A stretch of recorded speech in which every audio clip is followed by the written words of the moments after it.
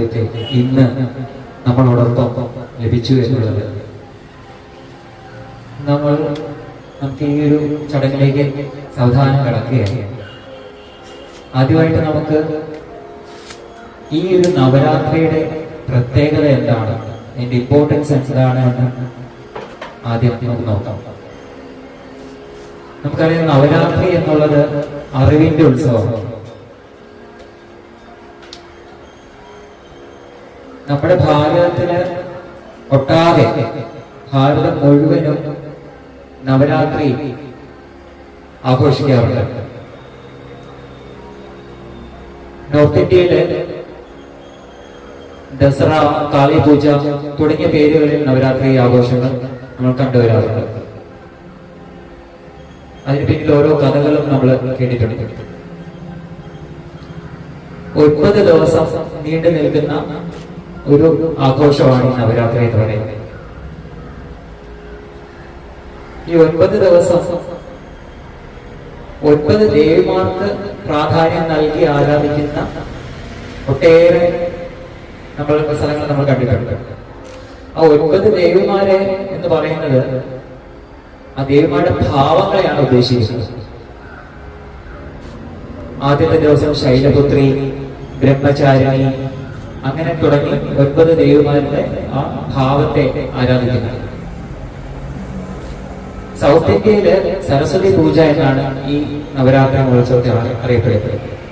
3 ദിവസമാണ് കേരളത്തില്, സൗത്ത് ഇന്ത്യയിൽ മിക്കവാറും കണ്ടുവരുന്നത് 3 ദിവസത്തെ ആഘോഷം. നമ്മുടെ ഈ നവരാത്രി ബൊമ്മഗുലുവിൽ നോക്കിയാല് നമുക്ക് 9 പടികൾ, ഏത് ബൊമ്മഗുലുവിൽ നോക്കിയാലും 9 പടികളെ കാണാം. ആ 9 പടികൾ 9 ദിവസത്തെ സൂചിപ്പിക്കും. നേരത്തെ പറഞ്ഞ 9 ഭാവങ്ങളുണ്ട്. ആ ഭാവങ്ങളെ സൂചിപ്പിക്കുന്ന ആ സ്റ്റാൻഡാണ്, ആ ദേവിമാരുടെ സ്റ്റാൻഡാണ് ഇവിടെ കാണുന്നത്. ഈ സ്ഥലത്ത് കാണുക. നേരത്തെ പറഞ്ഞു ഓരോ ദിവസം ഓരോ ദേവിമാരെ. ഈ ഗുരുവില് 3 ദേവിമാരുടെ സ്ഥാനം കാണാം ഏറ്റവും മുകളിലായിട്ട്. ഈ 9 ദിവസം ആരാധിക്കുന്നത് ഇതിനോടൊപ്പം ഈ 3 ദേവിമാർക്ക് പ്രാധാന്യം നൽകിയാണ് ആരാധിക്കുന്നത്. ആദ്യത്തെ 3 ദിവസം കാളി അല്ലെങ്കിൽ ദുർഗാ ഉപാസന, അതിനുശേഷം അടുത്ത 3 ദിവസം ലക്ഷ്മി ദേവിക്കും, ലാസ്റ്റ് 3 ദിവസം അറിവിന്റെ ദേവതയായിട്ടുള്ള സരസ്വതി ദേവിക്കും. അതായത് ഒരു സാധകൻ ഉപാസന ചെയ്ത് ഉപാസനയുടെ വിജയം കൈവരിക്കുന്നത് ആ വിജയദശമി ആഘോഷിച്ചുകൊണ്ടാണ്. 9 ദിവസം അല്ലെങ്കിൽ 10 ദിവസം മാത്രം ആഘോഷിക്കുന്നതല്ല, നിരന്തരം ഇതിനെ ജീവിതത്തിൽ പ്രാവർത്തികമാക്കിക്കൊണ്ടേയിരിക്കുകയാണ്. എന്നാൽ ഇതിന് പ്രാധാന്യം നൽകുന്നത്, ഈ തത്വത്തെ ബോധ്യപ്പെടുത്തുന്നതാണ് ഈ ഒരു ആഘോഷ സമയത്ത്, ഈ നവരാത്രി ആഘോഷ സമയത്ത്. ഇതൊരു ധ്യാന സെന്ററാണ്. നീറ്റുമി എന്നുള്ളത് ധ്യാന സെന്ററാണ്. ധ്യാന സെന്ററില് പൂജകളോ ആരാധനകളോ അതിനല്ല പ്രാധാന്യം നൽകുന്നത്. ആന്തരിക നിരീക്ഷണമാണ് ഇവിടുത്തെ പൂജ. പലപ്പോഴും നമ്മൾ സാധകരോടും അദൂജിയോടും പലരും ചോദിച്ച ഒരു ചോദ്യമാണ്, ധ്യാന സെന്ററിലെ ആരാധനാമൂർത്തികൾക്ക് പ്രാധാന്യമില്ലല്ലോ, പിന്നെ എന്തിനാണ് ഈ നവരാത്രി ആഘോഷകാലങ്ങളിൽ ഇങ്ങനെ ഒട്ടേറെ ദേവീ ദേവന്മാരുടെയും ബൊമ്മകളുടെയും ഈ ഒരു ഉത്സവം നമ്മൾ ധ്യാന സെന്റർ കൊണ്ടാടുന്നത്? അതിനൊരു പ്രാധാന്യം ഉണ്ട്. നമുക്കറിയാം, നമ്മുടെ ഗുരുക്കന്മാരെല്ലാവരും ഓരോ ആചാരങ്ങൾ നമ്മളിലേക്ക് പകർന്നു തന്നത് ഒരു തത്വം ബോധിപ്പിക്കാൻ, ഒരേ ഒരു തത്വമേ ഉള്ളൂ, അതിനെ ബോധിപ്പിക്കാനാണ് എല്ലാ ആചാരങ്ങളും നമ്മളിലേക്ക് വരുന്നത്. ആ തത്വത്തെ സമൂഹത്തിലേക്ക് എത്തിക്കാനാണ് നീറ്റുമി ധ്യാന സെന്റർ ഇങ്ങനെ ബൊമ്മഗുലു ഒരുക്കിയിരിക്കുന്നത്. ഈ ബൊമ്മഗുലുവില് നോക്കിയാൽ നമുക്കറിയാം, കല്ലുണ്ട്, പുൽച്ചെടിയുണ്ട്, 6 കാലുള്ളവയുണ്ട്, 4 കാലുള്ളവയുണ്ട്, 2 കാലുള്ളവയുണ്ട്, വെള്ളത്തിൽ മാത്രം ജീവിക്കുന്ന മീനുണ്ട്, കരയിലും വെള്ളത്തിലും ജീവിക്കുന്ന ആമയുണ്ട്, പറക്കുന്നവയുണ്ട്, ഇഴയുന്നവയുണ്ട്, പഞ്ചലോഹത്തിലുള്ള ദേവീ ദേവന്മാരുടെ വിഗ്രഹങ്ങളുണ്ട്, കളിപ്പാട്ടങ്ങളുണ്ട്. പല നമ്മുടെ പ്രപഞ്ചത്തിൽ നമുക്ക് എന്തെല്ലാം ദർശിക്കാൻ സാധിക്കുമോ അതിന്റെ എല്ലാം ഒരു പ്രതീകം, ഒരു മിനി പ്രപഞ്ചം നമുക്ക് ഈ ഗുരുവിൽ കാണാൻ സാധിക്കും. ധ്യാന സെന്റർ ഇങ്ങനെ ഗുരു സെറ്റ് ചെയ്തിട്ട് പറയാൻ ഉദ്ദേശിക്കുന്നത്, ഈ 3 ദേവിമാരെ ധ്യാന സെന്ററിലെ 3 ഗുണങ്ങളായിട്ടാണ് കാണുന്നത്. ഈ 3 ഗുണങ്ങൾ എങ്ങനെയാണ്? നമ്മളിൽ തന്നെയുള്ള സത്വഗുണം, രജോ ഗുണം, തമോ ഗുണം. നമ്മളെ നോക്കിയാൽ അറിയാം, നമ്മൾ മടി പിടിച്ചിരിക്കുന്ന ഒരു അവസ്ഥയാണെങ്കിൽ നമ്മൾ എന്ത് പറയും? നമ്മൾ തമോ ഗുണത്തിലാണെന്നല്ലേ പറയുന്നത്. ഇനി നമുക്ക് കുറച്ച് ദേഷ്യഭാവമാണ് നമ്മൾ കൂടി നിൽക്കുന്നെങ്കിലും നമ്മൾ രജോ ഗുണത്തിലാണെന്ന് പറയും. നമുക്ക് എല്ലാ കാര്യങ്ങളും ശാന്തമായിട്ട് ചെയ്യാൻ സാധിക്കുമെങ്കിലോ നമ്മൾ സാത്വിക ഗുണത്തിലാണെന്ന് പറയും. അപ്പൊ ഊർജത്തിന് സ്വഭാവങ്ങൾ കാണിക്കാൻ സാധിക്കും എന്നുള്ളത് നമ്മൾ മനസ്സിലാക്കേണ്ടിയിരിക്കും. ഇത്രയും വൈവിധ്യമാർന്ന രൂപങ്ങൾ എങ്ങനെയുണ്ടായി? നമ്മൾ പഠിച്ചിട്ടുള്ള എന്താണ്? സയൻസിൽ പഠിച്ചിട്ടുള്ളത്, ഒരു പദാർത്ഥം ഉണ്ടാവണമെങ്കിൽ അതിനുള്ളിൽ എന്തുണ്ട്? ആറ്റംസും മോളിക്യൂൾസും. അത് വിവിധ രീതിയിൽ കമ്പൈൻ ചെയ്യുമ്പോഴാണ് വിവിധ രൂപങ്ങൾ ഉണ്ടാവുന്നത്. വെള്ളമായിക്കോട്ടെ, വെള്ളത്തിൽ തന്നെ H2O 2 ആറ്റംസും മോളിക്യൂളും ചേർന്നല്ലേ, ഹൈഡ്രജൻ ആറ്റവും ഓക്സിജൻ ചേർന്നാണ് വെള്ളം ഉണ്ടാവും. അപ്പൊ ഒരു കോമ്പിനേഷനിലൂടെയാണ് എന്തും സൃഷ്ടിക്കപ്പെട്ടത്. അപ്പം ആ ഒരു കോമ്പിനേഷൻ ഒരു രൂപത്തിന് ജന്മം നൽകി. അപ്പൊ ആ രൂപം ഉണ്ടായാലോ നമ്മൾ അതിന് നാമം കൊടുക്കും. അങ്ങനെ വ്യത്യസ്ത സ്വഭാവങ്ങളും നാമരൂപാദികളുമായിട്ടുള്ള പ്രപഞ്ചം സൃഷ്ടിക്കപ്പെട്ടു. ആ ഊർജത്തെ ഈ ഒരു സ്വഭാവത്തിന് മാറ്റം വരുന്നത് നേരത്തെ പറഞ്ഞല്ലോ, ഊർജത്തിന് കാരണമാണ്. ഊർജത്തിന് വ്യതിയാനം സംഭവിച്ചതുകൊണ്ടാണ്. ഊർജം എന്താണ്? ആറ്റത്തിലുള്ളത് നമ്മുടെ ഊർജം തന്നെയാണ്. അപ്പൊ അത് വ്യത്യസ്തമായിട്ടുള്ള രീതിയിൽ കമ്പയർ ചെയ്തപ്പോൾ രൂപങ്ങളുണ്ടായി. അങ്ങനെ നമ്മൾ നാമരൂപാദികളിൽ നിന്ന് കൂടി നോക്കിയാൽ വ്യത്യസ്തത തോന്നും. അതായത് ഇതില് 75ഓളം രാജ്യങ്ങളെ റെപ്രസെന്റ് ചെയ്യുന്ന വിഗ്രഹങ്ങളും മോണമെന്റ്സും എല്ലാം ഉണ്ട്. 3000-ലേറെ ബൊമ്മകളുണ്ട്. ഇങ്ങനെ നോക്കിയാൽ വ്യത്യസ്തം തോന്നും. എന്നാൽ ഇതിനുള്ളിൽ നേരത്തെ പറഞ്ഞ പോലെ ആ ഊർജത്തെയാണ് നമ്മൾ കാണുന്നെങ്കിലോ നമ്മുടെ പ്രപഞ്ചവും തമ്മിൽ ഒരു വ്യത്യാസമില്ല. നമ്മളിലുള്ളതും പ്രപഞ്ചത്തിലുള്ളതും ഒരേ ഒരു ഊർജം തന്നെയാണ്. ഇവിടെ ഊർജം മാത്രമേ ഉള്ളൂ. അപ്പൊ ആ ഊർജം എങ്ങനെയാണ് പ്രവർത്തിക്കുന്നത്? ഊർജം പ്രവർത്തിക്കുന്നത് ഒരു ബോധത്തിന്റെ, ആ ശുദ്ധ ബോധത്തിന്റെ അണ്ടറിലാണ്. കോൺഷ്യസ്നെസ് എന്ന് സയൻസ് പറയുന്നു. പ്രപഞ്ചം നിലനിൽക്കുന്നത് കോൺഷ്യസ്നെസ്സിലാണെന്ന് പറയുന്ന പോലെ ഈ ഋഷിമാർ നമുക്ക് മുന്നിൽ പറഞ്ഞ ആ കോൺഷ്യസ്നെസ് പറഞ്ഞതാണ് ബോധം അല്ലെങ്കിൽ പരബ്രഹ്മം എന്ന് പറയുന്നത്. അതിന്റെ അണ്ടറിൽ നിന്നാണ് ഈ പ്രവർത്തനങ്ങളെല്ലാം നടക്കുന്നത്. അങ്ങനെ നോക്കുമ്പോ ഊർജവും ബോധവും മാത്രമേ ഇവിടെ ഉള്ളൂ, മറ്റൊന്നും ഇല്ല. ആ തത്വത്തെയാണ് മീറ്റുമീ ധ്യാന സെന്റർ സമൂഹത്തിലേക്ക്, ധ്യാന സാധകരിലേക്ക്, ജനങ്ങളിലേക്ക് ഇങ്ങനെ ഗുരു സെറ്റ് ചെയ്തിട്ട് നൽകാൻ ഉദ്ദേശിക്കുന്ന സന്ദേശം.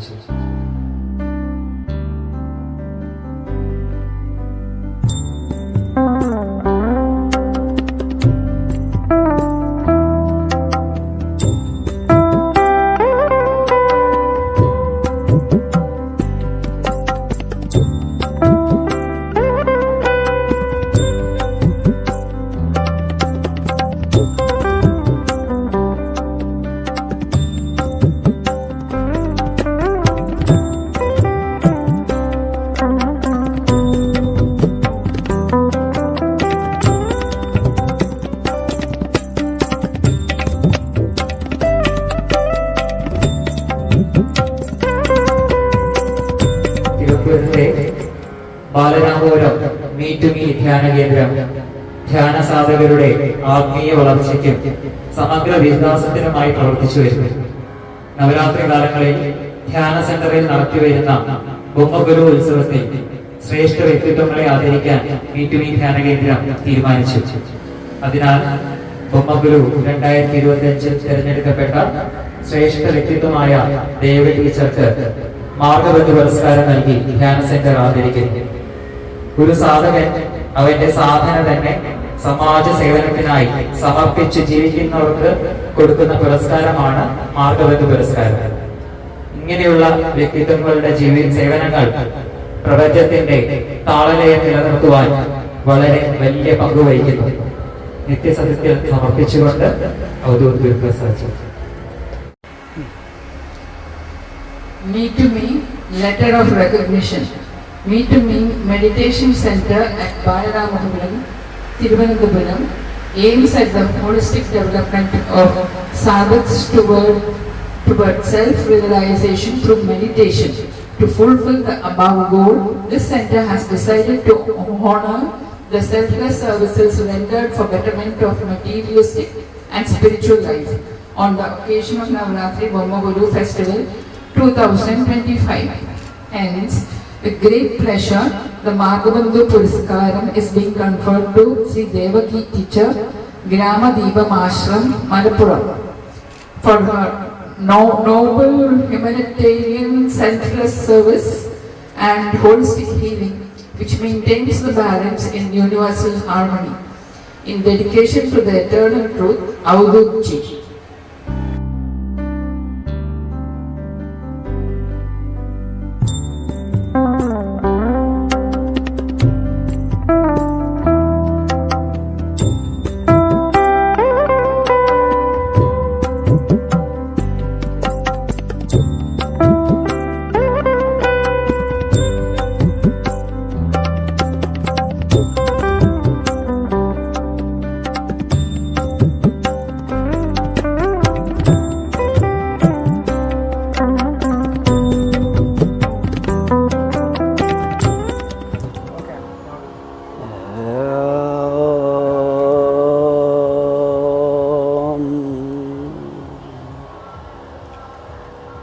സർവമംഗളമംഗല്യേ ശിവേ സർവാർത്ഥസാധികേ ശരണ്യേ ത്രംബകേ ദേവി നാരായണി നമോസ്തുതേ. ഗുരുർബ്രഹ്മാ ഗുരുർവിഷ്ണു ഗുരുർദേവോ മഹേശ്വര ഗുരു സാക്ഷാൽ പരബ്രഹ്മം തസ്മൈ ശ്രീ ഗുരവേ നമഃ. ദിവ്യസ്വരൂപികളെ, ഈ ബാലരാമപുരത്തെത്തി അവധൂത് ഗുരുസ്വാമികളെ പരിചയപ്പെടാനും അതുപോലെ ഇവിടെ വന്ന് ഈ ഒരു പുരസ്കാരം ഏറ്റുവാങ്ങാനും ഈശ്വരൻ്റെ നിയോഗം മാത്രമാണ് ഇത്. ഈശ്വര നിയോഗമില്ലെങ്കിൽ ഒന്നും തന്നെ നടക്കുകയില്ല. നമ്മെ എല്ലാവരെയും ഏതോ പരമമായ ഒരു ശക്തി ബന്ധിപ്പിച്ചിരിക്കുന്നു. ആ ബന്ധമാണ് നമ്മെ എല്ലാവരെയും ഏകമാക്കുന്നത്. ഇവിടെ ഇന്നത്തെ ഈ ദിവസം ഏറ്റവും ശ്രേഷ്ഠമായൊരു ദിവസമാണ്. ഇന്ന് മാത്രമല്ല, എല്ലാ ദിവസവും നമുക്ക് ശ്രേഷ്ഠം തന്നെയാണ്. എല്ലാ ദിവസവും നല്ല ദിവസമായിട്ട് നമ്മൾ കാണണം. ആളുകൾ ചിലപ്പോൾ ചൊവ്വാഴ്ച ചീത്തയാണ്, വ്യാഴാഴ്ച നല്ലതാണ് എന്ന് പറയും. ഈ നല്ലതും ചീത്തയും നമ്മളുണ്ടാക്കുന്നതാണ്. വാസ്തവത്തിൽ എല്ലാം നല്ലത് തന്നെയാണ്. അതിനെ ചീത്തയാക്കുന്നത് നമ്മുടെ അജ്ഞതയാണ്. ഇവിടെ ഈ ലോകം മുഴുവൻ ഉൾക്കൊള്ളിച്ചിരിക്കുന്നു ഈ പ്രതിമകളിൽ കൂടി. ലോകത്തിൽ എല്ലാം ഇതിൽ അടങ്ങിയിരിക്കുന്നു. ഇതിൽ നിന്ന് വലിയ ഒരു തത്വം നമുക്ക് ഉൾക്കൊള്ളാം. ഏകമായിരിക്കുന്ന ആ പരമ ചൈതന്യമാണ് നാനാത്വമായി ഈ ലോകത്തിൽ പ്രതിഭാസിക്കുന്നത്. അതിലൊന്നാണ് നമ്മൾ. ഈ നാനാത്വത്തിൽ നിന്നും നമ്മൾ ഏകത്വത്തിലേക്കാണ് തിരിച്ചെത്തേണ്ടത്. പലതായി കാണുന്നുവെങ്കിലും ആ പലത് ഒന്നാണ്. ഒരേ ശക്തിയാണ് നമ്മുടെ ശരീരമാകുന്ന ഉപാധിയിൽ കൂടി പ്രതിഭാസിച്ചപ്പോൾ ഇവിടെ അഞ്ചിന്ദ്രിയങ്ങൾ കൂടി ശബ്ദ സ്പർശ രൂപ രസഗന്ധങ്ങളായി മാറുന്നത്. ഇതിൻ്റെയൊക്കെ പ്രതീകമാണ് ഇന്നത്തെ ഈ ദിവസം, ഇന്ന് മുതൽ നമ്മൾ ആഘോഷിക്കുന്നത്. ഇവിടെ 3 ദേവിമാരുടെ സങ്കല്പം നേരത്തെ പറഞ്ഞു. ആ 3 ദേവിമാർ, ഒന്നാമത്തേത് സൃഷ്ടാവായിരിക്കുന്ന ബ്രഹ്മാവ്. ബ്രഹ്മാവിൻ്റെ ഭാര്യയായിട്ടാണ് സരസ്വതിയെ നമ്മൾ കാണുന്നത്. സരസ്വതി അറിവിൻ്റെ ദേവതയാണ്.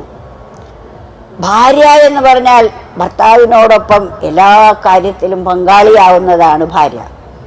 സ്രഷ്ടാവായിരിക്കുന്ന ബ്രഹ്മാവിനെ സൃഷ്ടിക്കണമെങ്കിൽ അറിവ് കൂടിയേ കഴിയൂ. ആ അറിവിനെയാണ് സരസ്വതിയായി ചിത്രീകരിച്ചത്. അതിനെ ഒരു ദേവിയായി നമ്മൾ തന്നെയാണ് കൽപ്പിക്കുന്നതും. സാധാരണക്കാര് ഭാര്യ ഭർത്താവ് എന്ന് പറയുന്നു, ബ്രഹ്മാവിൻ്റെ ഭാര്യയായി പറയുന്നത് സരസ്വതി. അപ്പം അറിവ് കൂടെ നമുക്കൊക്കെ വേണം. ആ അറിവിനെയാണ് ഇവിടെ സരസ്വതി. രണ്ടാമതായി, ഈ സൃഷ്ടിച്ചാൽ മാത്രം പോരെ, ഇതിനെയൊക്കെ പരിപാലിക്കണം.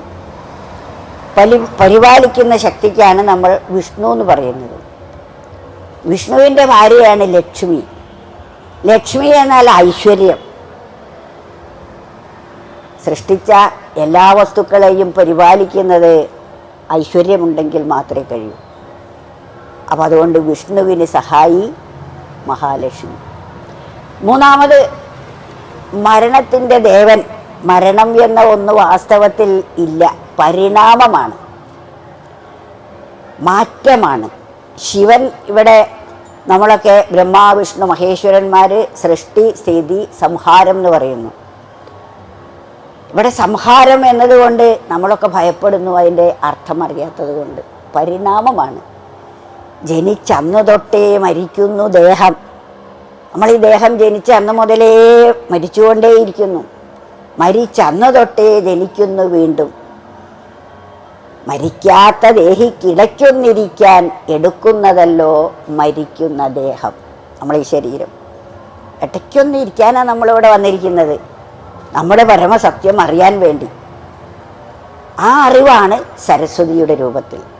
ഇതിനെ നിലനിർത്തുന്നത് വിഷ്ണു മഹാലക്ഷ്മി. ഐശ്വര്യത്തിനെ നിലനിർത്താൻ എന്തൊക്കെ വേണോ അത് ഐശ്വര്യം. മൂന്നാമത്തെ, ഈ പരിണാമത്തിൻ്റെ ദേവനാണ് ശിവൻ. ശിവനെ സഹായിക്കുന്നത് പാർവതി ദേവി. പരിണമിപ്പിക്കുന്ന ശക്തിയാണ് പാർവതി. നമ്മുടെ ശരീരത്തിൽ ഇരുന്നു കൊണ്ട് പാർവതി ഈ സെല്ലുകളെയൊക്കെ മാറ്റിക്കൊണ്ടിരിക്കുന്നു. പരിണാമം നടക്കുന്നുണ്ട് ഇതിൽ. കുട്ടിക്കാലം ബാല്യകാലം മരിച്ചുകൊണ്ടിരിക്കുമ്പോൾ കൗമാരം ജനിച്ചുകൊണ്ടിരിക്കുന്നു, പരിണാമമാണ്. കൗമാരം മരിച്ചുകൊണ്ടേയിരിക്കുമ്പോൾ യൗവനം ജനിച്ചുകൊണ്ടിരിക്കുന്നു. യൗവനം മരിച്ചുകൊണ്ടിരിക്കുമ്പോൾ നമ്മുടെ വാർദ്ധക്യം ജനിക്കുന്നു. ഇതല്ലേ നമ്മളുടെയൊക്കെ അവസ്ഥ. ഈ മാറ്റുന്ന ശക്തിക്കാണ് പാർവതി എന്ന് പറയുന്നത്. അപ്പോൾ എവിടെയാണ് ഇവരൊക്കെ ഇരിക്കുന്നത്? നമ്മുടെ ബോധത്തിൽ സരസ്വതിയായും നമ്മുടെ മനസ്സിൽ ഐശ്വര്യമാകുന്ന ലക്ഷ്മിയായും അതുപോലെ ശരീരത്തിൻ്റെ ആരോഗ്യം ഇതിനെ ശക്തി പ്രദാനം ചെയ്യുന്ന രൂപത്തിൽ പാർവതിയായും ഈ ശരീരമാണ് മാറ്റത്തിന് വിധേയമാകുന്നത്. ഇങ്ങനെ ഈ 3 ദേവീ സങ്കല്പങ്ങൾ എല്ലാ സമയത്തും നമ്മളിൽ തന്നെ വർത്തിച്ചു കൊണ്ടിരിക്കുന്നു. ഈ സരസ്വതി ദേവി നമ്മളിലുണ്ട്, മഹാലക്ഷ്മി നമ്മളിലുണ്ട്. നമ്മുടെ മനസ്സിനാണ് ഐശ്വര്യം വേണ്ടത്, ശരീരത്തിനാണ് പരിണാമവും. അപ്പോൾ ശരീരത്തിന് ശക്തി വേണം, മനസ്സിന് സന്തോഷം വേണം, ബുദ്ധിക്ക് അറിവും വേണം. ഇത് 3ഉം ചിത്രീകരിക്കുകയാണ് ഈ ലോകം മുഴുവൻ പലതായി കാണിച്ച് ആ ഏകത്വത്തിലേക്ക് നമ്മൾ തിരിച്ചു വരണം. അപ്പോൾ ആദ്യത്തെ നമ്മൾ ദുർഗാഷ്ടമി, മഹാനവമി, വിജയദശമി, ഇങ്ങനെ 3 ദിവസമാണ് പ്രധാനമായിട്ടും ആഘോഷിക്കുന്നത്. 9 ദേവിമാരെയാണ് നവരാത്രികളിൽ ആഘോഷിക്കുന്നു എന്ന് ഓരോ സങ്കല്പം ഓരോരുത്തരും. അതിൽ ദുർഗാഷ്ടമി എന്നത് ആ പാർവതിയെ നമ്മൾ പ്രീതിപ്പെടുത്തുന്നു എന്ന് പറഞ്ഞാൽ, വിജയദശമി ദിവസം നമ്മളിവിടെ ചെയ്യുന്നത് എന്താ? ആയുധ പൂജ അല്ലേ? അങ്ങനെ ആയുധം പൂജിക്കുന്നു. എല്ലാവരും അവരവൻ്റെ ഫാക്ടറികൾ, കുട്ടികൾ അവരുടെ പുസ്തകങ്ങൾ, അതുപോലെ വാഹനമുള്ളവർ വാഹനം, ഇതിനെയൊക്കെ പൂജിക്കാറുണ്ട് കൊല്ലത്തിലൊരിക്കൽ. എന്താ ഈ പൂജ എന്ന് പറഞ്ഞാൽ? നമ്മളും പൂജ വേണം. നമുക്ക് 3 ആയുധങ്ങൾ ഈശ്വരൻ തന്നിരിക്കുന്നു.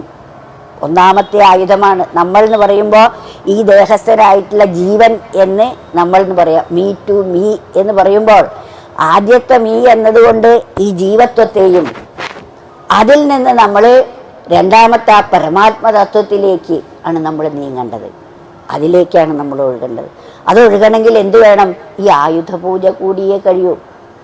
ഉപകരണത്തെ പൂജിക്കണം. 3 ഉപകരണമാണ് നമുക്കുള്ളൂ. ഒന്നാമത്തെ ഈ ശരീരം, അത് പ്രത്യക്ഷത്തിൽ കാണുന്നത്. രണ്ടാമത്തെ നമ്മുടെ മനസ്സ്, മനസ്സെന്ന ഒരു ശക്തിവിശേഷം എല്ലാവർക്കുമുണ്ട്. മൂന്നാമത്തത് ബുദ്ധി. ഈ മൂന്നും ഉപകരണങ്ങളെയും നമ്മൾ നിത്യേന പൂജിക്കണം. എന്നും വേണം ഇത്.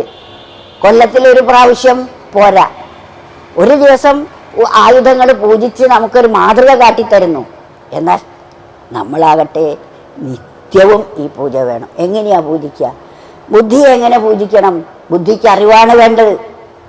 നിത്യവും നമ്മൾ നിത്യമേത അനിത്യമേത എന്ന തിരിച്ചറിവ്, അതാണ് ബുദ്ധിക്ക് വേണ്ടത്. ആ നിത്യമായിരിക്കുന്ന പരമാത്മാവുമായി നിരന്തരം സമ്പർക്കമുണ്ടാകുന്നതിനാണ് സത് സംഘം എന്ന് പറയുന്നത്. അതാണ് നമുക്ക് വേണ്ടത്, അതാണ് ബുദ്ധിക്ക് വേണ്ടത്. രണ്ടാമത്തത് മനസ്സ്. മനസ്സിനെ നിത്യവും നമ്മൾ പല ചിന്തകളും മനസ്സിൽ വരും. അങ്ങനെ ചിന്തകൾ പൊന്തിക്കൊണ്ടിരിക്കുമ്പോൾ അതിനെ നല്ല ചിന്തയിലേക്ക് തിരിച്ചുവിടുന്നത് മനസ്സാകുന്ന ഉപകരണത്തെ പൂജിക്കുകയാണ്. അറിവ് കൊണ്ട് ബുദ്ധിയെയും നല്ല ചിന്തകളെ കൊണ്ട് മനസ്സിനെയും നമ്മൾ നിത്യവും പൂജിച്ചു കൊണ്ടിരിക്കണം. മൂന്നാമത്തേത് ശരീരം. ശരീരത്തിന് നമുക്ക് ആരോഗ്യം വേണം, ശക്തി വേണം. അതിന് ദുർഗാദേവിയെ അല്ലെങ്കിൽ പാർവതി ദേവിയെ. അപ്പോൾ പാർവതി എന്ന് പറയുന്നതും ലക്ഷ്മി എന്ന് പറയുന്നതും സരസ്വതി എന്ന് പറയുന്നതും വേറെ വേറെ ദേവിയായിട്ടല്ല നമ്മൾ കാണേണ്ടത്. വാസ്തവത്തിൽ ഇത് മൂന്നും ഒരേ ശക്തിയുടെ വിവിധ ഭാഗങ്ങൾ മാത്രമാണ്. ഓരോ നാമത്തിനും ഓരോ രൂപത്തിനും നമ്മൾ ഓരോ നാമം കൊടുത്തിരിക്കുന്നു. നാമവും രൂപവും കൊടുത്താലും അത് നാമരൂപത്തിന് അതീതമായിരിക്കുന്ന ആ ശക്തിയാണ് എന്ന ബോധം നമുക്കുണ്ടാവണം. അതുകൊണ്ട് നാനാത്വത്തിൽ ഭ്രമിക്കാതെ നമ്മൾ ഏകത്വത്തിലേക്കാണ് നീങ്ങേണ്ടത്. നാനാത്വം നശ്വരവും, നശിക്കുന്നതാണ് പലതും. എന്നാൽ അത് ഏകമായിരിക്കുന്ന അത് അനശ്വരവുമാണ്. അപ്പോൾ അനശ്വരത്വത്തെ നാം പ്രാപിച്ചാൽ ഒരിക്കലും ദുഃഖിക്കേണ്ടി വരില്ല. ഇപ്പോൾ ഒരേ നീരാവി നമുക്ക് കാണാൻ കഴിയില്ല. ആ നീരാവിയുടെ രൂപാന്തരമാണല്ലോ വെള്ളം. നീരാവി തണുക്കുമ്പോൾ ജലമായിട്ട് വരും, ജലം തണുക്കുമ്പോൾ ഐസാകും. ഈ ഐസിന് പല മാറ്റങ്ങളും വരും. നമ്മളൊരു ഐസിൻ്റെ ഒരു കോട്ടി കയ്യിൽ വെച്ച് എത്ര നേരം നമുക്ക് കയ്യിലിരിക്കാൻ കഴിയും? അത് ഉരുകിപ്പോകുന്ന സാധനമാണ്. അത് മുമ്പത്തെ അവസ്ഥയിലേക്ക് തന്നെ മാറുന്നു, ജലമായും നീരാവിയായും മാറുന്നു. നീരാവി അനശ്വരമായതിനെ സൂചിപ്പിക്കുന്നു, ഐസ് നശ്വരമായി പ്രപഞ്ച വസ്തുക്കളെ സൂചിപ്പിക്കുന്നു. നമ്മൾ ഇതിനെ ആശ്രയിച്ചാൽ നമുക്ക് ദുഃഖം മാത്രമേ ഉണ്ടാവുള്ളൂ. കാരണം നമ്മൾ ആശ്രയിച്ച് സ്നേഹിക്കുമ്പോഴേക്കും അത് നഷ്ടപ്പെട്ടു. എന്നാൽ ഒരിക്കലും നഷ്ടപ്പെടാത്തതിനെ നമ്മൾ ആശ്രയിക്കുമ്പോഴോ എന്നും പരമമായ ആനന്ദാനുഭൂതിക്ക് നമുക്ക് പാത്രമായി തീരാൻ കഴിയും. അതുകൊണ്ടാണ് ഒരു ശാന്തി മന്ത്രമുണ്ട്. ഇവിടെ പലരും ഇനിയും ഗുരുജിയുടെ വാക്കുകളും നമുക്ക് കേൾക്കണം, മറ്റു പലരും പറയാനുണ്ടാവും. എല്ലാവർക്കും പറയാൻ അവസരം വേണം. അതുകൊണ്ട് ഇനി ഒരു ശാന്തി മന്ത്രത്തിൻ്റെ അർത്ഥവും കൂടെ പറയാം. എല്ലാവർക്കും അറിയുന്ന അസതോമ സദ്ഗമയ അല്ലേ? അറിയില്ല എല്ലാവർക്കും. അതുപോലെ തമസോമ ജ്യോതിർഗമയ മൃത്യോർമ അമൃതംഗമയ. അസതോമ സദ്ഗമയ, അസത്തിലേക്ക് പോവരുത്. പിന്നെ എങ്ങോട്ടാ പോണ്ടത്? സത്തിലേക്ക്. ഈ സത്ത് എവിടെയാ? ഇവിടെ എല്ലാവരിലും നിറഞ്ഞിരിക്കുന്നതാണ് സത്ത്. സദ്ഗമയ, സത്തിലേക്ക് നീങ്ങൂ. തമസോമ, തമസിലേക്ക് പോവരുത്. അസത്തിലേക്ക് പോയാൽ, അസത്തായിരിക്കുന്ന ഈ നാനാത്വത്തിലേക്ക് പോയാൽ തമസിൽ ആണ്ടുപോകും. തമസിലേക്ക് നീങ്ങരുത്. പിന്നെ എന്തിലേക്ക് പോകണം? നമ്മൾ അസത്തിലേക്ക് പോയാൽ സത്തായിരിക്കുന്ന പരമാത്മാവിലേക്ക് നീങ്ങാം. ആ പരമാത്മാവിലേക്ക് നീങ്ങിയാൽ നമ്മൾ ജ്യോതിർഗമയ, ജ്യോതിസായി മാറും. അത് പ്രകാശമാണ് പിന്നെ അവിടെ എത്തിച്ചേരുന്നത്. മൂന്നാമത്തേതാണ് മൃത്യുർമാ അമൃതംഗമയ. മരണത്തിലേക്കല്ല, അമർത്യാവസ്ഥയിലേക്കാണ് നമ്മൾ നീങ്ങേണ്ടത്. അപ്പോൾ അസത്തിലേക്ക് നാം ആണ്ടുപോയാൽ അജ്ഞാനത്തിൽ നമ്മൾ അജ്ഞാനമാകുന്ന ഗർത്തത്തിൽ വീണുപോകും. അജ്ഞാനത്തിൽ വീണു കഴിഞ്ഞാൽ അതിൻ്റെ ഫലമോ മരണമായിരിക്കും. എന്നാൽ അടുത്തത് സദ്ഗമയ, സത്തിലേക്ക് നീങ്ങിയാലോ പ്രകാശമായിരിക്കും. ജ്യോതിർഗമയ, ജ്യോതിസിലേക്ക് നമുക്കെത്താം. പിന്നത്തേത് മൃത്യുർമ അമൃതം ഗമയ, അമരത്വത്തിലേക്കാണ്. മരിക്കാത്തതാണ്. നമ്മൾ മരിക്കുന്നില്ല വാസ്തവത്തിൽ. പിന്നെ ഭയമുണ്ടോ നമുക്ക്? മരിക്കുന്നത് ദേഹത്തിനാണ്, ജനിക്കുന്നത് ദേഹമാണ്, മരണവും ദേഹമാണ്, പരിണമിക്കുന്നതും ദേഹമാണ്, വൃദ്ധിക്ഷയങ്ങൾ ഉണ്ടാകുന്നതും ദേഹത്തിനാണ്. നമുക്കതൊന്നുമില്ല. പക്ഷേ ദേഹത്തോടൊട്ടി നിൽക്കുമ്പോൾ നമുക്ക് ഇതെല്ലാം തോന്നുന്നു. ഈ തോന്നലുകളാണ് നമുക്ക് ഏക ദുഃഖത്തിന് കാരണം. അതിനാൽ തോന്നലുകൾ പോയി സത്യത്തെ ദർശിക്കാനുള്ള കഴിവ് നമുക്ക് ഇത്തരം വേദികളിൽ നമുക്ക് ലഭിക്കാം. മഹാത്മാക്കളുടെ സാന്നിധ്യത്തിൽ നമ്മളിലുള്ള ഇരുട്ട് മാഞ്ഞ് നാം എല്ലാവരും ആ പ്രകാശത്തിലേക്ക് നീങ്ങാൻ ഭഗവാൻ ഈശ്വരത്വം നമ്മളിൽ കനിഞ്ഞ് അനുഗ്രഹിക്കട്ടെ. അതിനുള്ള സന്ദർഭമാണ് ഈ വേദികൾ. നമുക്കെല്ലാവർക്കും നമ്മുടെ ഗുരുജിയുടെ ആ സാന്നിധ്യത്തിൽ എല്ലാവരും ആ സരസ്വതീ ദേവിയുടെ കടാക്ഷം ഉണ്ടാവട്ടെ എന്ന് പ്രാർത്ഥിക്കുന്നു. ഭഗവതീം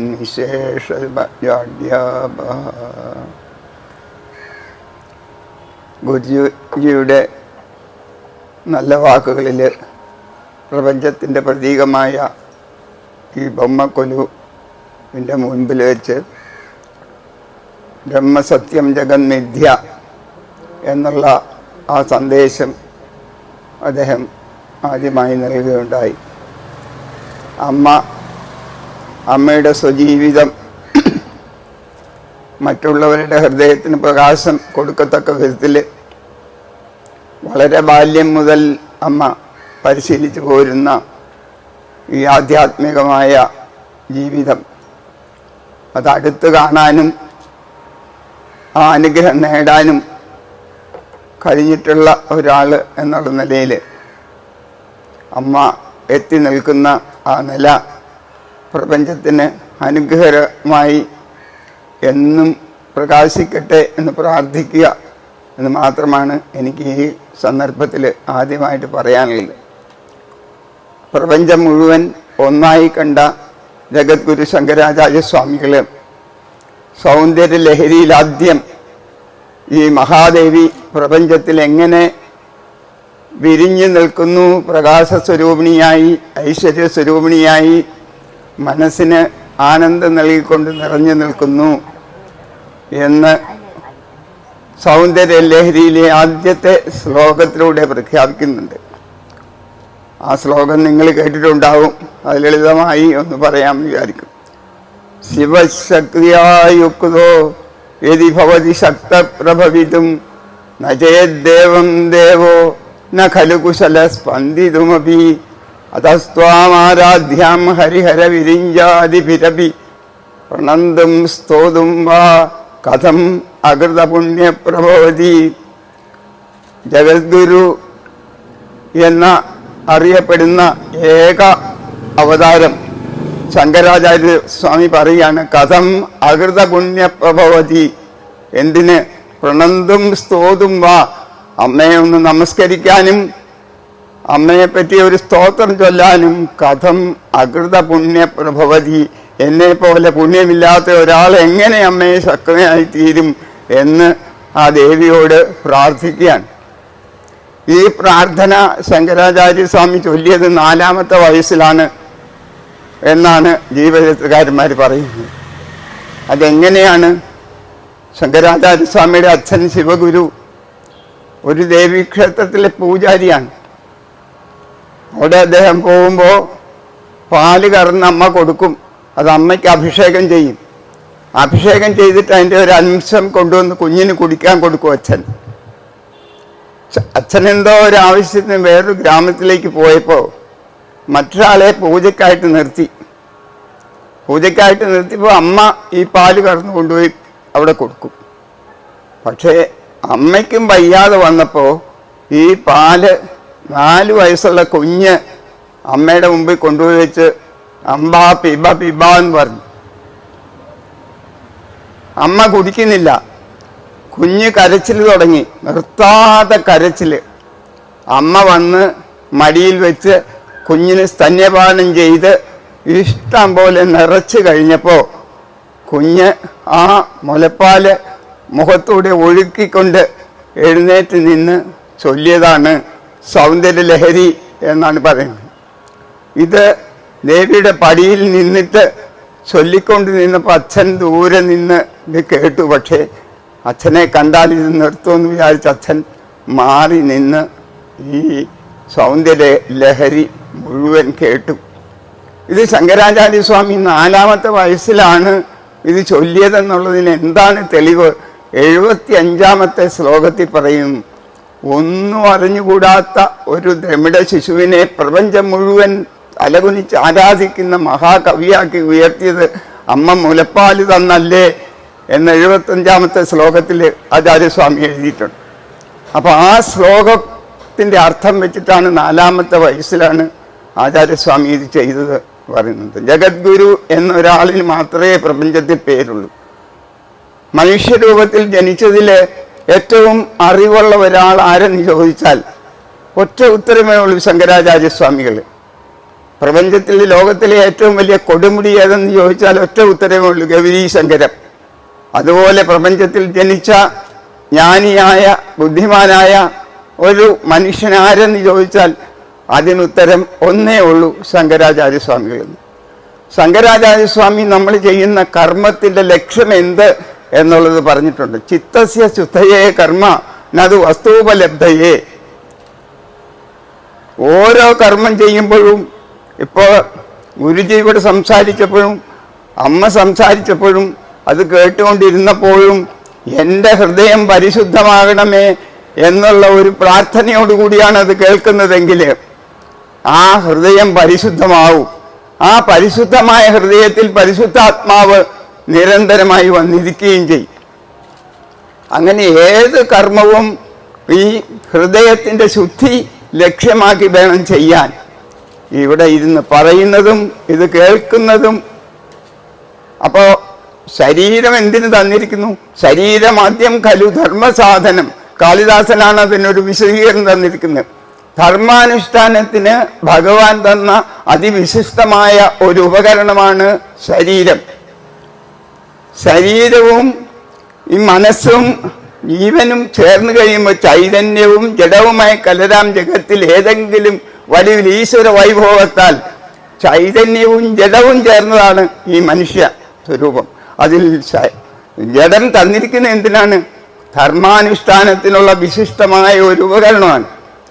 ഈ ഉപകരണം തന്നു കഴിഞ്ഞപ്പോൾ പലപ്പോഴും ഇപ്പോൾ ഗുരുജിയൊക്കെ ആ ഉപകരണം പരിപൂർണമായിട്ട് ഉപയോഗപ്പെടുത്തുമ്പോൾ വളരെ ആളുകളും എന്താണ് ഈ അടുക്കളയിൽ ജോലി ചെയ്യുന്ന അമ്മമാർ പറയും, ഞാൻ ക്ഷീണിച്ചു പോയി. എങ്ങനെയാണ് ക്ഷീണിക്കാൻ? എന്തുകൊണ്ടാണ് ക്ഷീണിക്കുന്നത്? ഉപകരണം ക്ഷീണിക്കുമോ? രാത്രിയും പകലും പായസം ഇളക്കിക്കൊണ്ടിരിക്കുന്ന ഒരു ചട്ടുകം ക്ഷീണിച്ചെന്ന് പറയുമോ? ചട്ടുകമല്ല അത് ചെയ്യുന്നത്, അതിൻ്റെ പിന്നില് നിൽക്കുന്ന.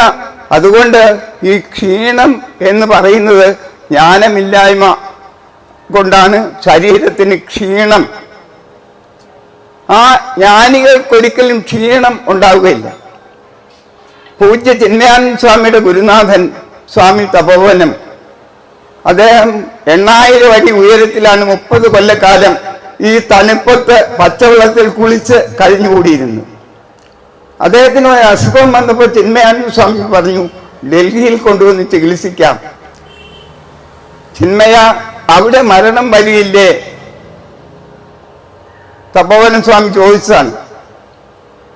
മരണം വരും, എന്നാലും ശരീരത്തിന് മരണം വരാത്ത ഒരു സ്ഥലം ഉണ്ടെങ്കിൽ അവിടേക്ക് ഞാൻ വരാം. മരണമുള്ള സ്ഥലത്തേക്ക് ഞാൻ വരുന്നില്ല. അഭിപ്രായം പറയുകയല്ല, അദ്ദേഹം പോയതേയില്ല. ധീരനായ ആ ഗുരുനാഥൻ പറഞ്ഞു, അങ്ങനെ ഇല്ലാത്ത ഒരു സ്ഥലത്തേക്ക് നീ കൊണ്ടുപോവുകയാണെങ്കിൽ ഞാൻ വരാം, ഇല്ലെങ്കിൽ ഞാൻ വരില്ല. അവിടെ പോയ ആ ഉത്തരകാശിയിൽ ഞാനും അമ്മയും പോയിട്ടുണ്ട്. 3 ലെയർ ഉടുപ്പിട്ടാൽ പോലും വിറയ്ക്കും. പക്ഷെ അവിടെയാണ് ഗംഗാനദിയിൽ അദ്ദേഹം കുളിച്ച് ധ്യാനനിരതനായി ആ പാറപ്പുറത്ത് ഇരുന്നത്. അപ്പോൾ ഈ ശരീരം ആദ്യം ഖലു ധർമ്മസാധനം. ധർമാനുഷ്ഠാനത്തിന് ഇത് ഉപയോഗിക്കുമ്പോൾ മാത്രമേ അതിന് വിലയുള്ളൂ. അതിന് ഉപയോഗമില്ലാത്ത കാര്യങ്ങൾ കാണുമ്പോൾ ജഡം. അപ്പൊ ഈ ചൈതന്യത്തോടു കൂടിയ ശരീരമാണ് ധർമാനുഷ്ഠാനത്തിനുള്ള ഒരു ഉപകരണം ആയിട്ട് നമ്മൾ ഉപയോഗപ്പെടുത്തുന്നത്. ഇനിയിപ്പോ അമ്മ ഇതിന്റെ പ്രാധാന്യം പറഞ്ഞു, ഗുരുജിയും പറഞ്ഞു കഴിഞ്ഞു. നവരാത്രി എങ്ങനെയാണ് ഈ പ്രപഞ്ചം മുഴുവൻ ജഗദംബികയുടെ ബാഹ്യ രൂപം ആയിട്ടാണ് ശങ്കരാചാര്യ സ്വാമി പറയുന്നത്. ആദ്യത്തെ ശ്ലോകത്തിൽ പറയുന്നതാണ് ഈ ആരൊക്കെയാണ് ശിവശക്തിയായുക്തോ യതി ഭവതി ശക്തപ്രഭവിതും. ശക്തി ഉണ്ടെങ്കിൽ മാത്രം മഹാദേവനൊന്ന് ചലിക്കാൻ സാധിക്കും. നചേ ശക്തി ഇല്ലെങ്കിലോ നഖലു കുശല സ്പന്ദിതുമപി, ഒന്ന് ചലിക്കാൻ പോലും മഹാദേവന് സാധിക്കില്ല. അധസ്ത്വാം, എത്ര ധീരമായിട്ടാണ് ശങ്കരാചാര്യ സ്വാമി പറയുന്നത്. അധസ്ത്വാം ആരാധ്യം, അതുകൊണ്ട് ഹരിഹര വിരിഞ്ചാതിഭിരഭി. ആചാര്യസ്വാമി പറയുന്നുണ്ട് അവരുടെ മുഖത്തിന് ഈ ഈ പ്രകാശം ബ്രഹ്മദേവനും വിഷ്ണുവിനും മഹാദേവനും കിട്ടാൻ കാരണം എന്താണ്? അമ്മയുടെ പാദത്തിൽ അവർ നമസ്കരിച്ച് അമ്മയുടെ പാദത്തിലെ ചെമ്പഞ്ഞിച്ചാറിന്റെ പ്രകാശമാണ് അവരുടെ മുഖത്തും കിരീടത്തിലും അവർക്ക് തിളക്കമായിട്ട് കിട്ടുന്നത്. അമ്മയുടെ അനുഗ്രഹമാണ് പ്രപഞ്ചത്തിൽ മുഴുവൻ അനുഗ്രഹകരമായി നിലനിൽക്കുന്നതെന്ന് ആചാര്യസ്വാമി ധീരമായി പ്രഖ്യാപിക്കുന്നു. അതുകൊണ്ട് അതുപോലെ തന്നെ പിന്നെ ആചാര്യസ്വാമി പറഞ്ഞിരിക്കുന്നത് മനുഷ്യ ജീവിതം തകർച്ചയിലേക്ക് പോകുന്നത് എങ്ങനെയെന്ന് ഭഗവത്ഗീതയിൽ ഭഗവാൻ പറയും. ധ്യായതോ വിഷയാൻ പുംസ സംഘസ്തേഷു ഉപജായതേ സംഘാത് സഞ്ജായതേ കാമ കാമാത് ക്രോധോഭിജായതേ ക്രോധാത് ഭവതി സമോഹ സ്മൃതിവിഭ്രമ സ്മൃതിഭ്രംശാത് ബുദ്ധിനാശോ ബുദ്ധിനാശാത് പ്രണശ്യതി. അപ്പൊ വിഷയങ്ങളെ ധ്യാനിക്കുന്ന ആള് പിന്നെ പിന്നെ കൂടി വന്ന് സർവനാശത്തിലേക്ക് പോകുന്നു എന്ന് ഭഗവാൻ പറയുന്നു. പക്ഷെ ഭഗവത്ഗീതയിൽ ഒരിക്കൽ നോക്കിയാലും അത് തിരിച്ചു വരുന്ന എങ്ങനെയാണെന്ന് കൃത്യമായിട്ട് പറഞ്ഞിട്ടില്ല. പക്ഷെ ശങ്കരാചാര്യർ പറയുന്നു സത്സംഗത്വേ നിസ്സംഗത്വം, നിസ്സംഗത്വേ നിർമോഹത്വം, നിർമോഹത്വേ നിശ്ചല തത്വം, നിശ്ചല തത്വേ ജീവൻ മുക്തി. എത്ര അനായാസമായിട്ട് ആചാര്യസ്വാമികൾ പറഞ്ഞിരിക്കുന്നു. എങ്ങനെയാണ് മനുഷ്യ ജീവിതം നന്മയിലേക്ക് കൊണ്ടുപോകേണ്ടത്? ഇപ്പൊ നമ്മൾ ഇരിക്കുന്നു, ഗുരുജിയുടെ സാന്നിധ്യത്തിൽ ഇരിക്കുമ്പോൾ സത്സംഗത്വേ നിസ്സംഗത്വം.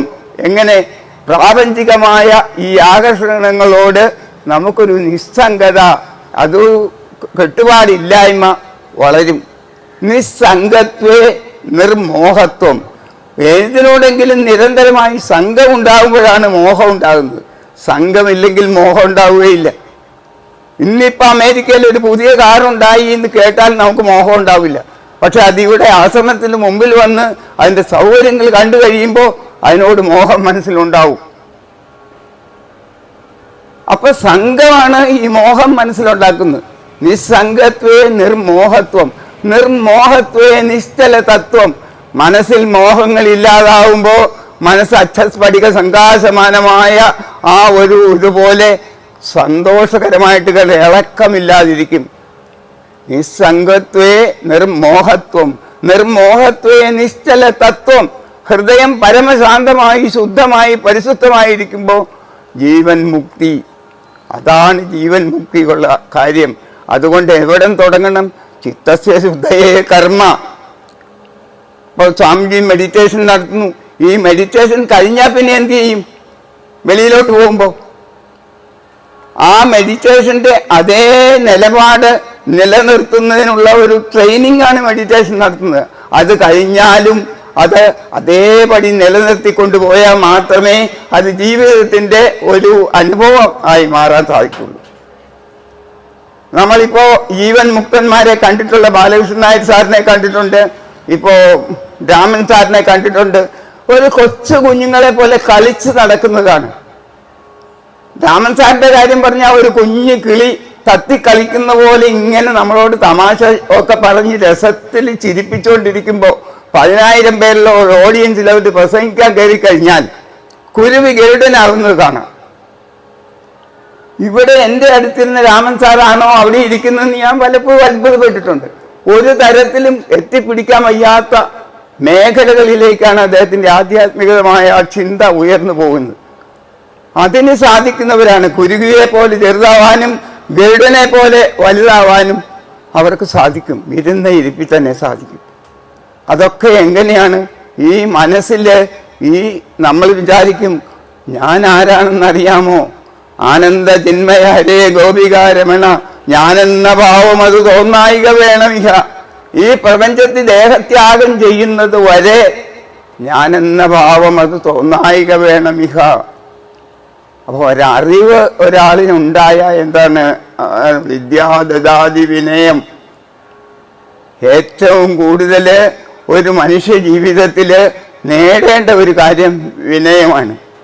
അറിവ് നേടി എന്നുള്ളതിൻ്റെ അർത്ഥം വിനയം എത്രത്തോളം വളർന്നു എന്നുള്ള അർത്ഥമാണ്. വിദ്യാദദാതി വിനയം. ഒരുപാട് ഉദാഹരണങ്ങളുണ്ട്. ഡോക്ടർ രാധാകൃഷ്ണൻ നമ്മുടെ കാശി സർവകലാശാലയിൽ 42ാമത്തെ വയസ്സിൽ വൈസ് ചാൻസലറായി നിയമിച്ചു അദ്ദേഹത്തെ. രാജഗോപാലാചാരി അദ്ദേഹത്തെ മദ്രാസിൽ പ്രസിഡൻസി കോളേജിൽ പ്രസംഗിക്കാൻ വിളിച്ചുകൊണ്ട് വന്നു. രാധാകൃഷ്ണൻ വന്നിരുന്നു, ചെറുപ്പക്കാരനല്ലേ. അവിടുത്തെ ഒരു പ്രൊഫസർ പ്രൊഫസറെ കണ്ട് ചോദിച്ചു, അങ്ങ് എന്താണ് ചെയ്യുന്നത്? അദ്ദേഹം പറഞ്ഞു, I am the head of the department. രാധാകൃഷ്ണനോട് ചോദിച്ചപ്പോൾ പറഞ്ഞു, I am a humble student of philosophy. 15 minute കഴിഞ്ഞ് ഡയസിൽ ആയിരക്കണക്കിന് ആളുകൾ പ്രസംഗിക്കാൻ കയറിയപ്പോൾ ഈ ഹംബിൾ സ്റ്റുഡൻറ് ഓഫ് ഫിലോസഫിയുടെ പ്രസംഗം കേൾക്കാൻ രാജഗോപാലാചാരി ഉൾപ്പെടെ ഭാരതത്തിലെ മഹാന്മാരെല്ലാം ആ ഫ്രണ്ടിൽ വന്നിരിക്കുകയാണ്. വിദ്യാദദാതി വിനയം. ആ ഡോക്ടർ രാധാകൃഷ്ണന്റെ വിനയം അത് നമ്മൾ ഓർക്കണം. അതുപോലെ ഡോക്ടർ രാജേന്ദ്ര പ്രസാദ് ഭാരതത്തിൻ്റെ രാഷ്ട്രപതിയായി നിയമിച്ചു കഴിഞ്ഞപ്പോൾ റഷ്യ എന്നൊരു മഹാത്മാവ്, ഒരു പത്രപ്രവർത്തകൻ വന്നു രാഷ്ട്രപതിയെ കാണാൻ. രാഷ്ട്രപതി ഭവനിൽ കയറി ഓർഡർ നോക്കിക്കഴിഞ്ഞപ്പോൾ ആ സീറ്റിൽ ആരുമില്ല. താഴെ ഇരുന്ന ഒരാൾ ചർക്കയിൽ നൂല് നോക്കുന്നു. ഒടുവിൽ ചോദിച്ചു, അങ്ങ് എന്താണാവോ, ആരെയാ കാണാൻ വന്നത്? ഞാൻ ഡോക്ടർ രാജേന്ദ്ര പ്രസാദിൻ്റെ ഭാരതത്തിൻ്റെ പ്രസിഡന്റിനെ കാണാൻ വന്നതാണ്. ആണോ, വന്നോളൂ. ഉടനെ ആ കസേരയിൽ കയറിയിരുന്ന അദ്ദേഹം പറഞ്ഞു, ഇതാണോ ഭാരതത്തിൻ്റെ പ്രസിഡന്റ്? ഇതാണ് ഭാരതം കാണിച്ചു കൊടുത്ത ആ അറിവിൻ്റെ വിനയത്തിൻ്റെ ആ പ്രതീകങ്ങളായിട്ട് ഇവിടെ കാണിച്ചു കൊടുക്കുകയാണ്. അപ്പോൾ എത്ര മഹാത്മാക്കൾ ഈ ഭാരതമാതാവിൻ്റെ ആ മക്കളായിട്ട് ജനിച്ചു. പ്രപഞ്ചത്തിൽ എവിടെ പോയി കഴിഞ്ഞാലും നമ്മൾ പറഞ്ഞില്ലേ, ആർണോൾഡ് ടോയൻബി പറഞ്ഞു, ഇവിടെ നമ്മൾ ശങ്കരാചാര്യരെയും രാമകൃഷ്ണദേവനെയും ചൈതന്യ മഹാപ്രഭുവിനെയും ഒക്കെ ഭാരതം സൃഷ്ടിച്ചപ്പോൾ അതിന് പകരം പാശ്ചാത്യ നാടുകൾ തന്നു കൊക്കക്കോള മാത്രമാണ്. അതനുഭവിക്കാൻ, കൊക്കക്കോള അനുഭവിക്കാൻ ഇന്നും നമ്മുടെ ആളുകൾ അങ്ങോട്ട് പ്രവഹിക്കുകയാണ്. ആലോചിച്ച് നോക്കണം. നമ്മുടെ ആധ്യാത്മികമായ അതേ സമയത്ത് ഇവിടെ നിന്ന് ജവഹർലാൽ നെഹ്റു ഒരു അംബാസഡറെ ജർമ്മനിക്ക് അയച്ചു. അപ്പോൾ ജർമ്മൻ ചാൻസലർ പറഞ്ഞു, ശങ്കരാചാര്യസ്വാമിയെ പറ്റി അല്പം കേട്ടാൽ കൊള്ളാം, അങ്ങൊരു പ്രഭാഷണം നടത്താം. പറഞ്ഞു, എനിക്ക് ശങ്കരാചാര്യരെ പറ്റി ഒന്നും അറിഞ്ഞുകൂടാ. അപ്പം തന്നെ അദ്ദേഹം ജവഹർലാൽ നെഹ്റുവിനെ വിളിച്ച് പറഞ്ഞു, ശങ്കരാചാര്യരെ കുറിച്ച് അറിയാൻ വയ്യാത്ത ഒരാളെയും ഇവിടെ അംബാസഡറായിട്ട് അയക്കരുത്. അപ്പം നെഹ്റു വിചാരിച്ച് ഇതൊരു അത്ഭുതകരമായ കാര്യമാണല്ലോ, ഇത് അറിയാൻ ഇത്രയും ആഗ്രഹമുണ്ടോ? അങ്ങനെയാണ് രാമകൃഷ്ണ മിഷനിലെ രംഗനാഥൻ സ്വാമിയെ വിളിച്ച് 50 രാഷ്ട്രങ്ങളിലേക്ക് എയർ ഇന്ത്യയിൽ പോകാനുള്ള ടിക്കറ്റ് കൊടുത്തിട്ട് പറഞ്ഞു, അങ്ങ് എല്ലാ തലസ്ഥാനങ്ങളിലും പോയി ഭാരത സംസ്കാരത്തെ പറ്റി പ്രസംഗിക്കണം. കൾച്ചറൽ അംബാസഡർ ഓഫ് ഇന്ത്യ, രണ്ടാമത്തെ വിവേകാനന്ദൻ എന്നറിയപ്പെടുന്ന രംഗനാഥാനന്ദ സ്വാമികൾ 50 രാഷ്ട്രങ്ങളിൽ പോയി ഈ ഭാരതത്തെ പറ്റി പ്രസംഗിക്കാൻ അന്ന് പറഞ്ഞു വിട്ടു. അപ്പോൾ ഇവിടെ ആളുകൾക്ക് ഇത് വേണ്ട. ഇപ്പൊ പറഞ്ഞില്ലേ, ഗുരുജി ഇവിടെ ഇങ്ങനെ മനസ്സിനെ പരിവർത്തനപ്പെടുത്തി ഈശ്വരോന്മുഖമാക്കി ആ ജീവിതം ധന്യമാക്കാൻ ഈ പ്രയത്നിക്കുമ്പോൾ എത്ര പേർക്കാണ് ഇതിനോട് ഒരു താല്പര്യം വരുന്നത്? അത് വരൂല്ല.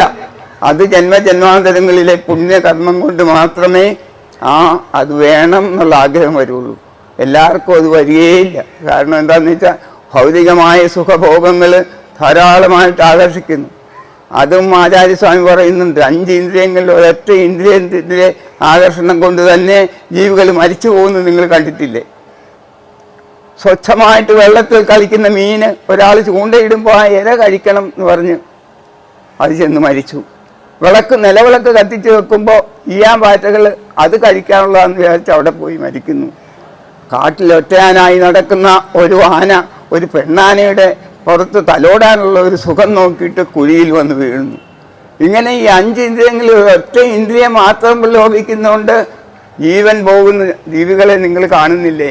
ഈ 5 ഒരുപോലെ പ്രലോഭിപ്പിക്കുന്ന മനുഷ്യൻ്റെ കാര്യം എത്ര സങ്കടകരമാണെന്ന് ആചാര്യസ്വാമി ചോദിക്കുന്നു. അപ്പോൾ ആ വിധത്തിൽ ഇങ്ങനെ പോയിക്കൊണ്ടിരിക്കുമ്പോൾ അതിനെ തിരിച്ചെടുത്ത് എങ്ങനെയാണ് ഇന്ദ്രിയങ്ങൾ എന്തിനാണ് തന്നിരിക്കുന്നത്? ഇന്ദ്രിയാണി പരാന്യാഹു ഇന്ദ്രിയേഭ്യ പരം മനഃ മനസ്സസ്തു പരാ ബുദ്ധി യോ ബുദ്ധേ പരതസ്തു സഹ. ഭഗവാനിൽ നിന്നും കിട്ടുന്ന ചൈതന്യമാണ് ഇതെല്ലാം ഉപയോഗപ്പെടുത്തുന്നത്. അതുകൊണ്ട് ആ ചൈതന്യം നമുക്ക് ഉപയോഗപ്പെടുത്താൻ ഇത്തരം ധ്യാന കേന്ദ്രങ്ങൾ, അതുപോലെ മാർഗബന്ധു പുരസ്കാരം എന്ന് കേട്ടപ്പോൾ തന്നെ എനിക്കൊരു അത്ഭുതം, ഒരു ഹൃദയത്തിന് വലിയ, കാരണം ഈ നല്ല മാർഗത്തിലേക്ക് നയിക്കൊണ്ടിരിക്കുന്ന ഗുരുവിന് കൊടുക്കാൻ ഇത് കവിഞ്ഞൊരു പേരില്ല, മാർഗബന്ധു പുരസ്കാരം. ആ പുരസ്കാരം നൽകുന്ന ഞാൻ എൻ്റെ അമ്മയായിട്ട് കരുതി എപ്പോഴും ആരാധിക്കുന്ന ഈ അമ്മയ്ക്കത് കൊടുത്തപ്പോൾ അതെനിക്കും അതുപോലെ അമ്മയ്ക്കുള്ള ശിഷ്യഗണങ്ങൾക്കും കിട്ടുന്ന ഒരു അംഗീകാരമായിട്ട് ഞങ്ങൾ കണക്കാക്കുന്നു.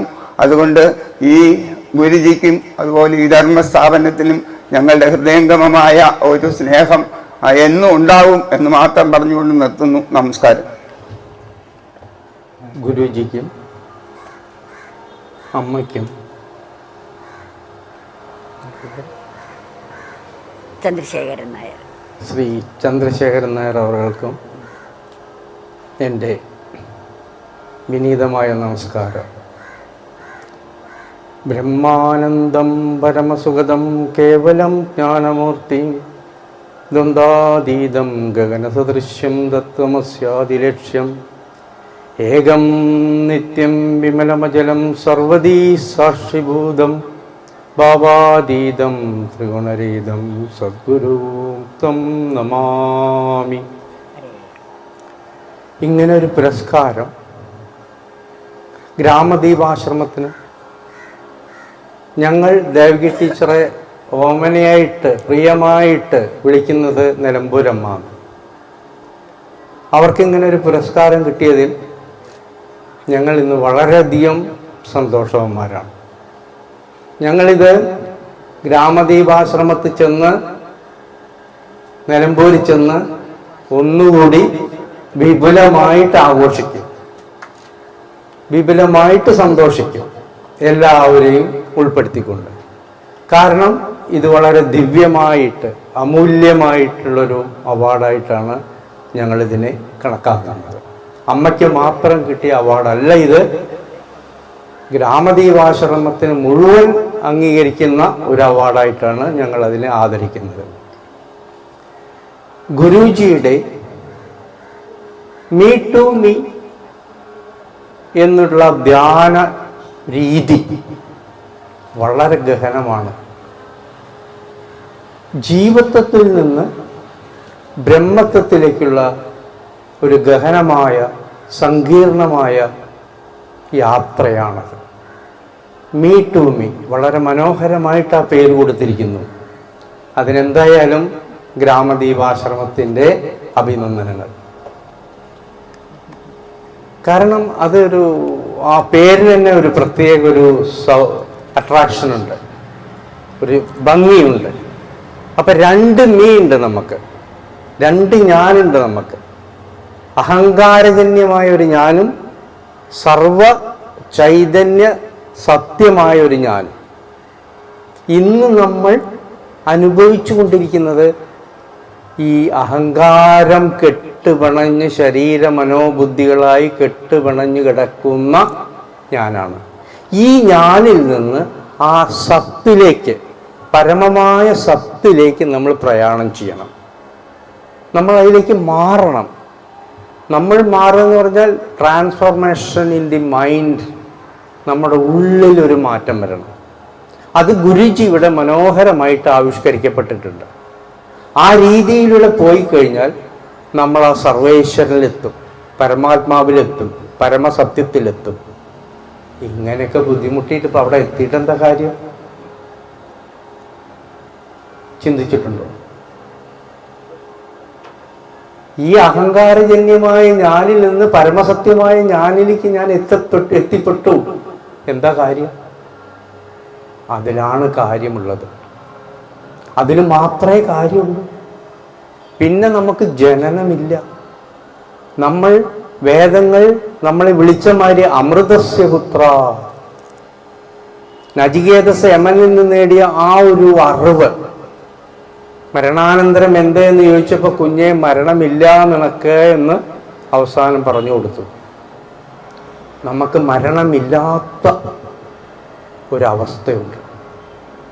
ഈ ഒരു അവസ്ഥ അനുഭവിക്കാനും അറിയാനും വേണ്ടിയാണ് സകല ശാസ്ത്ര ഗ്രന്ഥങ്ങളും എഴുതപ്പെട്ടിരിക്കുന്നത്. രാമായണം, ഭാഗവതം, ഭഗവത്ഗീത, 18 പുരാണങ്ങൾ എന്ന് വേണ്ട സകലതും. നേരത്തെ അമ്മ ചൊല്ലിയ ആ ശാന്തി മന്ത്രവും പഠിപ്പിക്കുന്നതാണ്. അസത്തോമാ സദ്ഗമയ എന്ന് തൊട്ടിട്ട് മൃത്യോർമാ അമൃതം ഗമയ, മൃത്യോർമാ അമൃതം ഗമയ, മൃത്യോർമാ അമൃതം ഗമയ. മൃത്യുവിൽ നിന്ന് ഓരോ ജീവനും ആ അമരത്വത്തിലേക്ക് പോകും.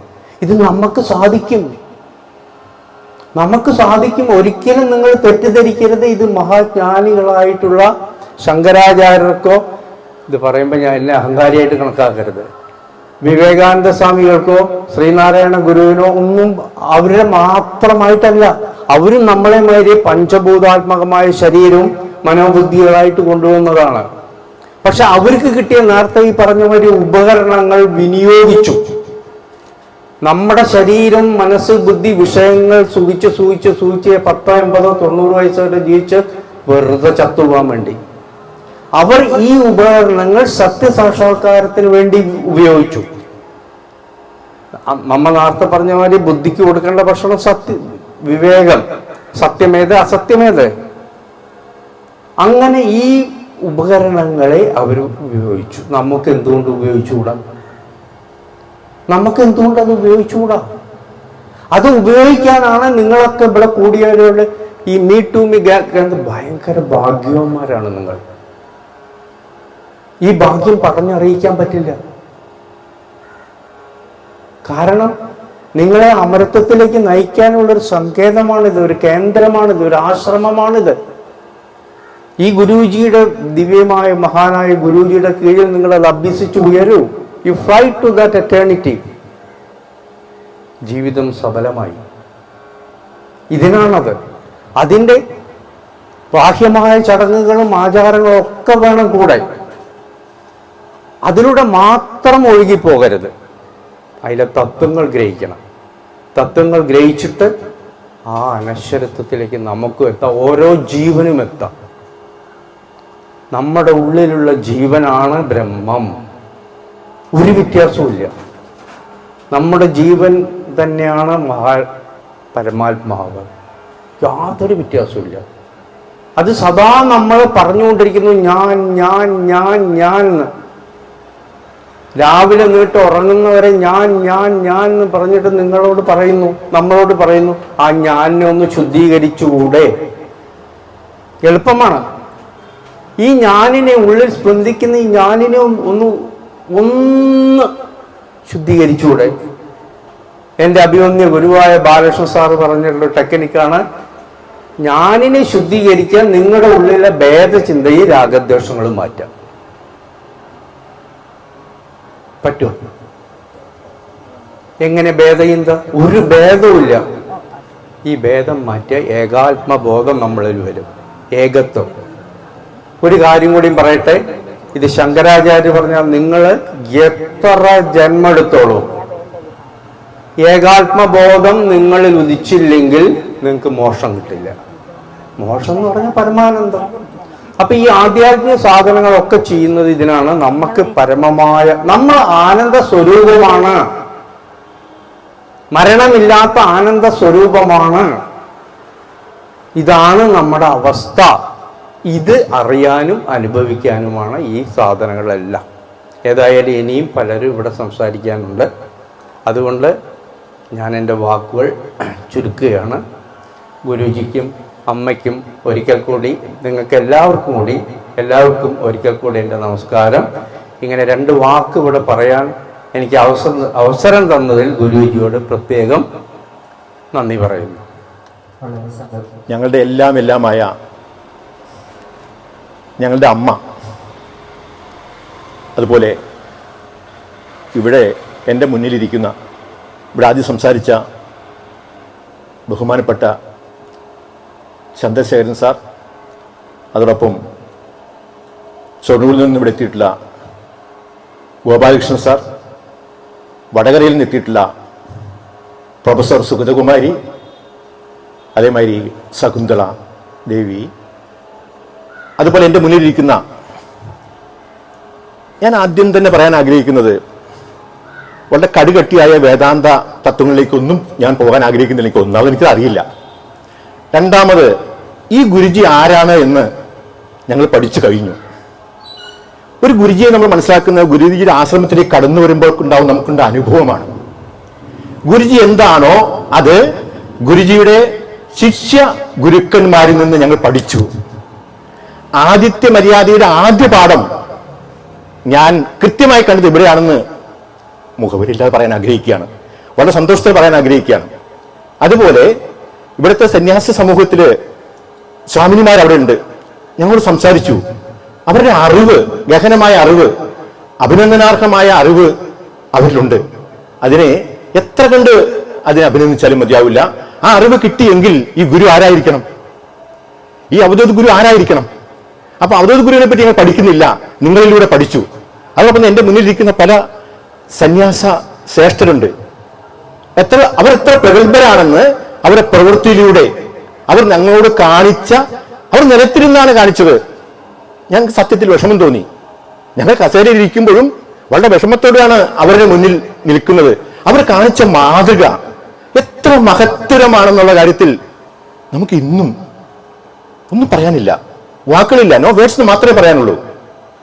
അപ്പോൾ ഇവിടെ സൃഷ്ടിക്കപ്പെട്ടിട്ടുള്ള ഒരു യൂണിവേഴ്സ്, ആ യൂണിവേഴ്സിന്റെ അധിപനായിരിക്കുന്ന ഗുരുജി, he is in the centre of this universe. ഗുരുജിക്ക് ഈ യൂണിവേഴ്സിന്റെ പെരിഫറിയിലേക്ക് വളരെ എളുപ്പത്തിൽ പോകാൻ പറ്റും. He can come to the centre of this universe. നിമിഷങ്ങൾക്കുള്ളിൽ ഈ യൂണിവേഴ്സൽ സെന്ററിലേക്ക് പോകാൻ പറ്റും, വരാൻ പറ്റും. ആ തക്കവണ്ണം ഈ പ്രപഞ്ചത്തെ ഒരുക്കിയിരിക്കുകയാണ്. ഈ ആശ്രമത്തിനെ അതുപോലെ ഒരുക്കിയിരിക്കുകയാണ്. ഇതിന്റെ കണ്ടന്റ് മനസ്സിലായി കഴിഞ്ഞാൽ നമുക്ക് അധികം ഒന്നും വായിക്കേണ്ടിയും പഠിക്കേണ്ടിയും വരില്ല, നമുക്ക് ഉയരാനാകും. അത്ര കണ്ട് അർത്ഥവത്തായ ഒരു സിസ്റ്റമാണ് ഇവിടെ ഒരുക്കിയിരിക്കുന്നത്.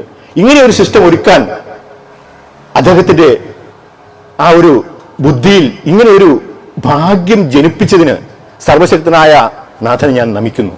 അദ്ദേഹത്തെ ഞാൻ ഇതേപോലൊരു സിസ്റ്റം ഉണ്ടാക്കിയതിന് ഞാൻ അദ്ദേഹത്തെ അഭിനന്ദിക്കുന്നു. മഹാഭാഗ്യം എന്ന് പറയാം. അദ്ദേഹം ഇവിടെ നിൽക്കേണ്ട ആളല്ല, ഉയരേണ്ട ആളാണ്. ഇവിടെ മാത്രമല്ല, ലോകത്തെല്ലായിടത്തും ഈ സിസ്റ്റത്തിന്റെ സന്ദേശം എത്തണം. അതെത്തിക്കാൻ കഴിയുള്ള ഒരു ക്രൂ എന്ന് പറയുന്നത് തെറ്റരുത്, വിഷമം തോന്നരുത്. ശക്തമായ ഒരു സംഘം ഇതിന്റെ പിന്നിലുണ്ട്. അവരുടെ പ്രവർത്തനത്തിലൂടെ ഇതിന്റെ സന്ദേശം me and me, me to me എന്നുള്ളൂ. ഇവിടെ രമണ മഹർഷിക്ക് ശേഷം ഇത്ര ശക്തമായി ഇത് അവതരിപ്പിക്കാൻ കഴിഞ്ഞത് ആരാധനായ അവധൂത് ഗുരുജിക്കാണെന്ന് എനിക്ക് നിസ്സംശയം പറയാൻ കഴിയും. ഈ സന്ദേശം ഇപ്പൊ ഞാൻ നമ്മുടെ തിരുവണ്ണാമലയിൽ പോയപ്പോൾ കാണാൻ കഴിഞ്ഞത്, അവിടെ ഇപ്പോൾ എല്ലാവരും സ്ഥലം വാങ്ങിക്കൂട്ടുകയാണ്. റഷ്യക്കാരും ലോകത്തുള്ള പല ഭാഗത്തുനിന്നുള്ള ആൾക്കാർ സ്ഥലം വാങ്ങിക്കൂട്ടി ആ രമണ മഹർഷിയുടെ ആശ്രമം മുഴുവൻ ഒരു പുണ്യഭൂമിയായി മാറി. ലോകത്തുള്ള എല്ലാ ആശ്രമങ്ങളുടെയും ഒരു ഉപ കേന്ദ്രം ഇന്നിപ്പോ രമണ മഹർഷിയുടെ ആശ്രമത്തിന് ചുറ്റുമുണ്ട്. അപ്പൊ നോക്കൂ, രമണ മഹർഷി ഇന്ന് ആരായി മാറി? ലോകത്തെ ആരാധനായി മാറി. അദ്ദേഹത്തിന്റെ ഹു ആമൈ എന്നുള്ള ഒരു സന്ദേശമാണെങ്കിൽ നമ്മുടെ ഗുരുജിയുടെ, എന്റെ ഗുരുജിയിൽ നിന്ന് ഞാൻ പറയാണ്, എന്റെ ഗുരുജിയുടെ സന്ദേശം മീ ടു മീ ആണെങ്കിൽ സെയിം, എല്ലാം സെയിം തന്നെയാണ്, മറ്റൊന്നും ഇവിടെ ഇല്ല. പക്ഷെ ഈ സന്ദേശം ലോകം മുഴുവൻ പരക്കുമെന്നുള്ള കാര്യത്തിൽ എനിക്കൊരു സംശയവുമില്ല. ഈ ഗുരുജിയെ കാണാൻ കഴിഞ്ഞതും ഈ ആശ്രമം കാണാൻ കഴിഞ്ഞതും ഇവിടുത്തെ ഈ എന്താ പറയാ ആദിത്യ മര്യാദയുടെ ഔന്നത്യം എത്ര കണ്ട് വർണ്ണിച്ചാലും മതിയാകില്ല. നിങ്ങളെ മുക്തകണ്ഠം പ്രശംസിച്ചുകൊണ്ട് ഞാൻ എൻ്റെ എളിയ വാക്കുകൾക്ക് വിരാമമിടുന്നു.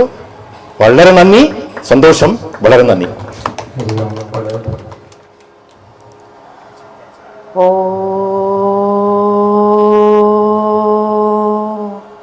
ഗുരുർബ്രഹ്മ ഗുരുർവിഷ്ണു ഗുരുർദേവോ മഹേശ്വര ഗുരു സാക്ഷാത് പരം ബ്രഹ്മ തസ്മൈ ശ്രീ ഗുരവേ നമഃ.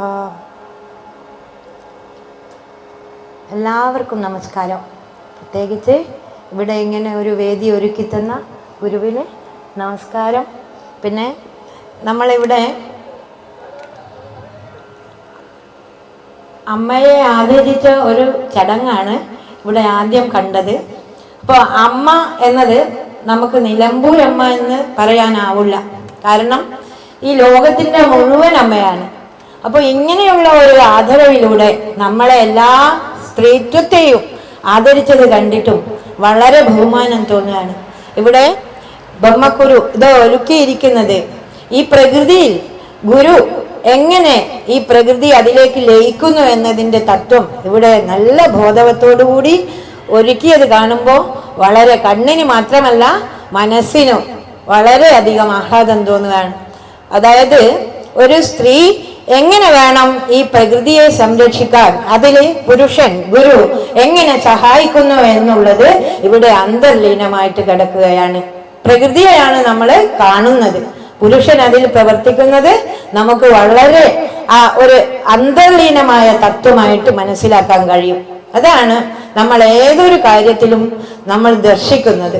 ആ ഒരു നവരാത്രിയുടെ ഒരു ചൈതന്യവത്തായ ഈ ദിനങ്ങളിലും നമ്മൾ അത് തന്നെയാണ് കാണുന്നത്. ആദ്യം പാർവതി ദേവി അത് ബാലയായിരിക്കുകയാണ്, പിന്നെ വികാസം പ്രാപിക്കുകയാണ്. അത് കൂഷ്മാണ്ഡി, അതായത് കൂഷ്മാണ്ഡം എന്ന് പറയുമ്പോൾ നമുക്ക് കുമ്പളം എന്നാണ് നമുക്ക് അറിയാൻ കഴിയുന്ന. കൂഷ്മാണ്ഡം സംസ്കൃത പദമാണ്, കുമ്പളം എന്നതിൻ്റെത് കുക്കമ്പർ എന്ന് ഇംഗ്ലീഷിലും പറയുന്നുണ്ട്. അപ്പോൾ ഈ കുമ്പളത്തില് നമ്മൾ ധാരാളം വിത്തുകളാണ് കാണുന്നത്. ചില സന്ദർഭങ്ങളിൽ ഈ കുമ്പളം പ്രസന്റേഷനായിട്ട് കൊടുക്കുന്നത് കാണാം. എന്തിനാണെന്ന് ഒരിക്കൽ എന്നോട് ഒരാൾ വിളിച്ച് ചോദിക്കുകയുണ്ടായി. അപ്പോൾ എല്ലാവരും പറഞ്ഞു കേട്ടിട്ടൊന്നുമില്ല, എന്നാലും എൻ്റെ ഒരു ഭാവനയിലുള്ള ഒരു തത്വം ഞാൻ അവർക്ക് പറഞ്ഞു കൊടുത്തിരുന്നു. അതായത് ഈ പ്രകൃതിയിൽ ധാരാളം വിത്തുകളുള്ള പ്രകൃതി നമുക്ക് കനിഞ്ഞ് അരുളി ചെയ്തിരിക്കുന്ന ഒരു ഫലമാണ് കുമ്പളം. അതൊരു സിമ്പലായിട്ടാണ്, ഈ പ്രകൃതിയുടെ തന്നെ ഒരു സിമ്പലായിട്ടാണ് കാണുന്നത്.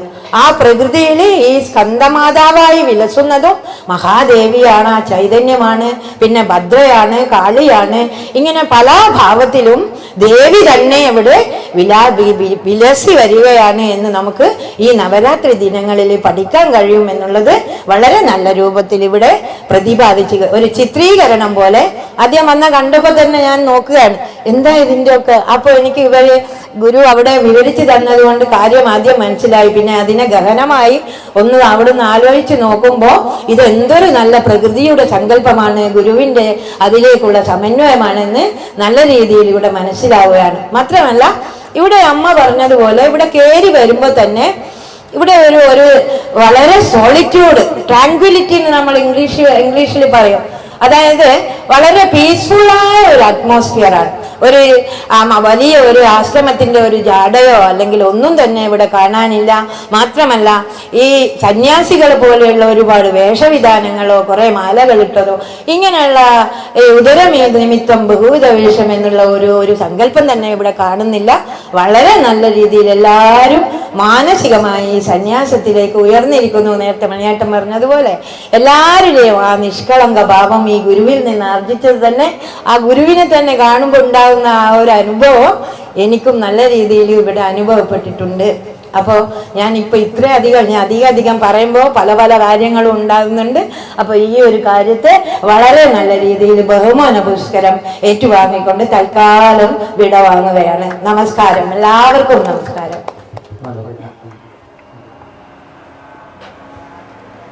ഹരി ഓം.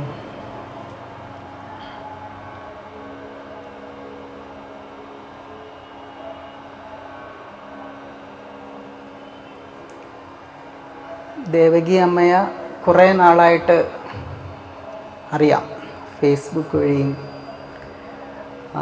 അമ്മയ്ക്കൊരു ബുക്കൊക്കെ അയച്ചു കൊടുത്തിട്ടുണ്ടായിരുന്നു, ആത്മഭാഷണം.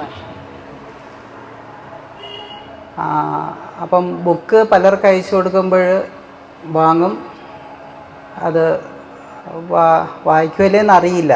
തിരിച്ച് പറയുമ്പോഴല്ലേ അറിയാൻ പറ്റുള്ളൂ വായിച്ചുമല്ലേ എന്നുള്ള കാര്യം. പക്ഷേ അമ്മ നല്ലൊരു എക്സ്പ്ലനേഷൻ, ബുക്കിൻ്റെ ആ തത്വം ഇങ്ങനെ പറഞ്ഞ് വോയിസായിട്ട് ഇട്ടു. അപ്പോഴേ നമ്മൾ അമ്മയെ നോട്ട് ചെയ്തു. അമ്മ കൃത്യമായി അത് വായിച്ചു, അതിനെ വിലയിരുത്തി അതിൻ്റെ ഒരു സന്തോഷം അറിയിച്ചു. അപ്പം അമ്മയുടെ ഒരു സംസാര രീതിയും ശൈലിയൊക്കെ വളരെ ഒരു വീട്ടിനകത്ത് ഒരമ്മമാർ സംസാരിക്കുന്ന ഒരു രീതിയാണ്. വളരെ ക്ലോസ് ആയിട്ടാണ് സംസാരിക്കുന്നത്. വേറൊരു കാര്യം ശ്രദ്ധിച്ചത് അമ്മയുടെ ആശ്രമത്തിൻ്റെ പേര് ഗ്രാമദീപം. ഇന്ന് എല്ലാവരും മെട്രോപൊളിറ്റനിലോട്ട് പോയിക്കൊണ്ടിരിക്കുന്നു. ദീപം ആർക്കും വേണ്ട, കറണ്ടും എമർജൻസിയും അല്ലെങ്കിൽ ഈ പറയുന്ന കറണ്ട് പോകുമ്പോൾ സപ്പോർട്ട് ചെയ്യുന്ന സാധനമൊക്കെയാണ് എല്ലാവർക്കും വേണം. പക്ഷേ ഇവിടെ ദീപം എന്നാണ് അമ്മ ഉപയോഗിക്കുന്നത്. അപ്പോൾ ദീപവും പ്രകാശം തന്നെയാണ്, ഇതും പ്രകാശം തന്നെയാണ്. പക്ഷെ ദീപത്തിന് കുറച്ചുകൂടി നാച്ചുറാലിറ്റി ഉണ്ട് ആ വാക്കിന്. അപ്പോൾ ഇതെല്ലാം ഒരു ബോധം ഉണർന്ന ഒരു വ്യക്തിയിൽ സംഭവിക്കുന്ന സങ്കല്പങ്ങളാണ്. ഗ്രാമമൊന്നും ദീപമൊന്നും എല്ലാം. കാര്യം നമ്മളെല്ലാം ആർട്ടിഫിഷ്യലാണ്, ബാക്കിയെല്ലാം എല്ലാം ആർട്ടിഫിഷ്യലോട്ട് ഇങ്ങനെ പോയിക്കൊണ്ടേയിരിക്കുകയാണ്. പക്ഷെ ഇത് ആ റൂട്ടിലോട്ട്, ആ വേരിലോട്ട് ആണ് അമ്മ ശ്രദ്ധിക്കുന്നതും അമ്മ പറയുന്നതും പ്രവർത്തിക്കുന്നതെല്ലാം. പൊതുവെ അമ്മയുടെ നമ്മൾ ഈ മാർഗബന്ധു പുരസ്കാരം കൊടുക്കുന്ന സമയത്ത് നമ്മൾ പറഞ്ഞു, കൊടുക്കുന്ന നമ്മളും വാങ്ങുന്ന അമ്മയും മാത്രമേ കാണുള്ളൂ. കാര്യം ഈ പുരസ്കാരത്തിൻ്റെ രീതി അങ്ങനെയാണ്. ഒരു സദസ്സിൻ്റെ മുന്നിൽ വെച്ച് കൊടുക്കുന്നതേ അല്ല. പ്രപഞ്ചത്തിൻ്റെ പ്രതീകമായിട്ട് ഗുരു ഒരുക്കിയിട്ടുണ്ട്. നേരത്തെ ബാലു പറഞ്ഞതുപോലെ നമ്മൾ നാമരൂപാധികൾ കൂടി നോക്കുമ്പോൾ പലതുണ്ട്. എന്നാൽ നാമരൂപങ്ങൾക്ക് പിന്നിലുള്ളത് എന്താണ്? ഊർജം എന്ന് പറയുന്ന സത്യമാണ്. ഈ ഊർജം ചലിക്കുന്നത് എങ്ങനെയാണ്? പ്രപഞ്ചത്തിലെ ബോധത്തിലാണ്. അത് അപ്പം ആ ബോധം ഊർജവും മാത്രമേ ഇവിടെ ഉള്ളൂ. അതറിയാനാണ് സാധന. അപ്പോൾ ഒരു ആൾക്കൂട്ടത്തിൻ്റെ ആവശ്യമൊന്നുമില്ല. ആ ബോധം അല്ലെങ്കിൽ ആ നേരത്തെ നമ്മുടെ സാറ് പറഞ്ഞതുപോലെ ശങ്കരാചാര്യർ പറഞ്ഞ ബ്രഹ്മം സത്യം ജഗത് മിഥ്യ എന്ന് പറയുന്നത് ഒരു ആപ്തവാക്യമാണെങ്കിൽ ഇതൊന്ന് വിഷ്വലൈസ് ചെയ്ത് വെച്ചിരിക്കുന്നു. അത്രയേ ഉള്ളൂ വ്യത്യാസം. അപ്പോൾ ഇവിടെ നോക്കുമ്പോൾ നേരത്തെ പറഞ്ഞതുപോലെ 75 രാജ്യങ്ങളുടെ ശേഖരം, ഇതൊക്കെ നാമരൂപതകൾ നോക്കുമ്പോൾ മാത്രമേ ഉള്ളൂ. ഊർജവും ബോധവും നോക്കിക്കഴിഞ്ഞാലോ ഒന്നുമില്ല. ഈ നോക്കുന്നവനും ഊർജവും ബോധത്തിലാണ് നിൽക്കുന്നത്. അപ്പം ആ ബോധ്യപ്പെടലിൽ ഇങ്ങനെ നിൽക്കുക, ആനന്ദത്തോടെ നിൽക്കുക എന്ന് പറയുന്നതാണ് ഉയർന്ന ഒരവസ്ഥ. അപ്പം നമ്മുടെ സെൻറ്ററിലെ ക്ഷണിച്ചപ്പോൾ അമ്മയും അമ്മയുടെ കൂടെ കുറേ ആൾക്കാരും ഒരുമിച്ച് വരികയും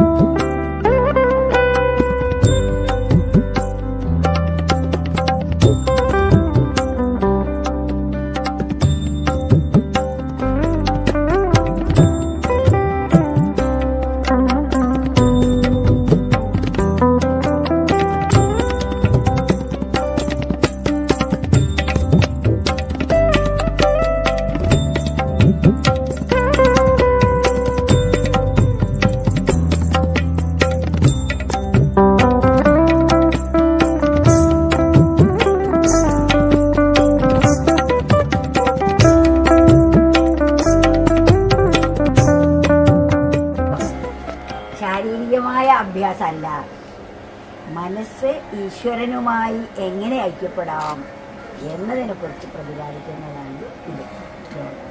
അദ്ദേഹത്തെ വിശ്വജീവൻ യോഗാചാര്യൻ എന്നാണ് അറിയപ്പെടുന്നത്. അദ്ദേഹത്തിൻ്റെ പുസ്തകം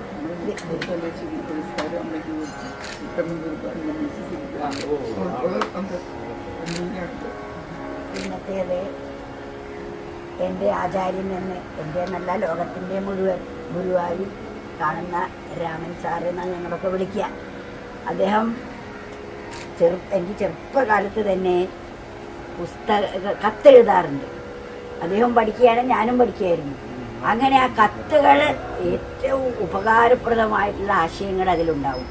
ആ കത്തുകളൊക്കെ സമാഹരിച്ച് അതിൽ പ്രധാനമായ പദങ്ങൾ എല്ലാം കൂട്ടിച്ചേർത്തിട്ട് സന്തുഷ്ട ജീവിതം എന്ന പേരിലൊരു പുസ്തകം, ഒരു സത്യം വരം ധീമഹി എന്ന് പറഞ്ഞ ഒരു മാസികയുണ്ട്. അപ്പോൾ ആ മാസികയിൽ ലേഖന പരമ്പരയായി കൊടുത്തു. അവരത് കുറേ ആളുകൾ വായിച്ച് എറണാകുളത്തുള്ള ചില ആളുകൾ ആശ്രമത്തിൽ വന്നു ഇത് ഈ ലേഖനം വായിച്ചിട്ട് അങ്ങനെ അവർ സത്യം പരന്തിയുമൊക്കെ ഒരു പുസ്തകമായി അച്ചടിച്ച് അയച്ചു തന്നു. ആ പുസ്തകമാണ് സന്തുഷ്ട ജീവിതം എന്നത്. കുറേ ചെറിയ ചെറിയ കഥകളാണ് ഇതിൽ അന്തർലീനമായിരിക്കുന്നത്. എല്ലാവർക്കും വായിക്കാം. ഇനി അവിടെ ഭാഗവത സപ്താഹം നടത്തും. സാധാരണ സംസ്കൃത ശ്ലോകങ്ങളൊന്നും ചൊല്ലാറില്ല, പാരായണമേ ഇല്ല. ഭാഗവതത്തിലെ വേദവ്യാസ മഹർഷി വിരചിതമായിട്ടുള്ള ആ ഭാഗവതത്തിലെ കഥകൾ, ആ കഥയിലെ തത്വങ്ങൾ നമ്മുടെ ജീവിതത്തിൽ എങ്ങനെ എന്ന് പ്രതിപാദിക്കുന്ന വിധത്തിൽ 7 ദിവസം ഭാഗവത കഥ പറയും. ആ കഥകൾ പറഞ്ഞപ്പോൾ ഒരു ഭക്ത പറഞ്ഞു, ഇതൊക്കെ ഒന്ന് എഴുതി വെച്ചാൽ ഞങ്ങൾക്ക് വീണ്ടും നോക്കാമല്ലോ എന്ന് പറഞ്ഞു. അപ്പോൾ അത് എഴുതി വെച്ചു. അത് ഈ സത്യം പരന്തിക്ക് കൊടുത്തു. അവരത് മാസികകളിലൂടെ പ്രസിദ്ധീകരിച്ച് ഒരു പുസ്തകമാക്കി അവരും അച്ചടിച്ചു തന്നു. അതാണ് ഭാഗവത തത്വ രസാമൃതം എന്ന പേര്. പുസ്തകം വളരെ കുറച്ചേ ഉള്ളൂ. അപ്പോൾ നമുക്ക് മനനം ചെയ്യാം. അതിനുവേണ്ടി ഗുരുജീവൻ്റെ കയ്യിൽ നിന്ന് എല്ലാവരും വാങ്ങി വായിക്കാം. സത്യത്തിൽ കണ്ണിൽ നിന്ന് കണ്ണീര് വരികയാണ്. ഇത്ര പ്രൗഢഗംഭീരമായ ഈ ചടങ്ങ് ഇത്ര വിജയിപ്പിച്ചു അതാരാന്ന് ചോദിച്ചാൽ സർവശക്തനായ സർവേശ്വരൻ തന്നെയാണ്. പക്ഷേ ഞങ്ങളുടെ അമ്മ, നമ്മുടെ അമ്മ, ലോകത്തിൻ്റെ അമ്മ കാണിച്ചൊരു മാതൃകയുണ്ട്. ബഹുമാനപ്പെട്ട സ്വാമിനിമാരൊന്ന് ശ്രദ്ധിക്കേണ്ടതുണ്ട്. അമ്മയ്ക്കൊരു ആദരവ് കിട്ടി ഇവിടെ. ബഹുമാനപ്പെട്ട ചന്ദ്രശേഖരൻ സാർ കൊടുത്ത ഒരു ആദരവ്, ഒരു പൊന്നാട അണിയിച്ചു. എല്ലാ ലോകത്തുള്ള അമ്മമാരെല്ലാം എന്താണോ ചെയ്യുന്നത് അതാണ് അമ്മ ചെയ്തത്. അമ്മ അത് ഏറ്റവും ആരാധ്യനായ പുത്രന്, ലോകത്തിന്റെ പുത്രന് അത് സമർപ്പിച്ചു. അമ്മയുടെ സ്നേഹം അത് ഏറ്റുവാങ്ങാൻ കഴിഞ്ഞ ഗുരുജി മഹാഭാഗ്യവാനാണ്.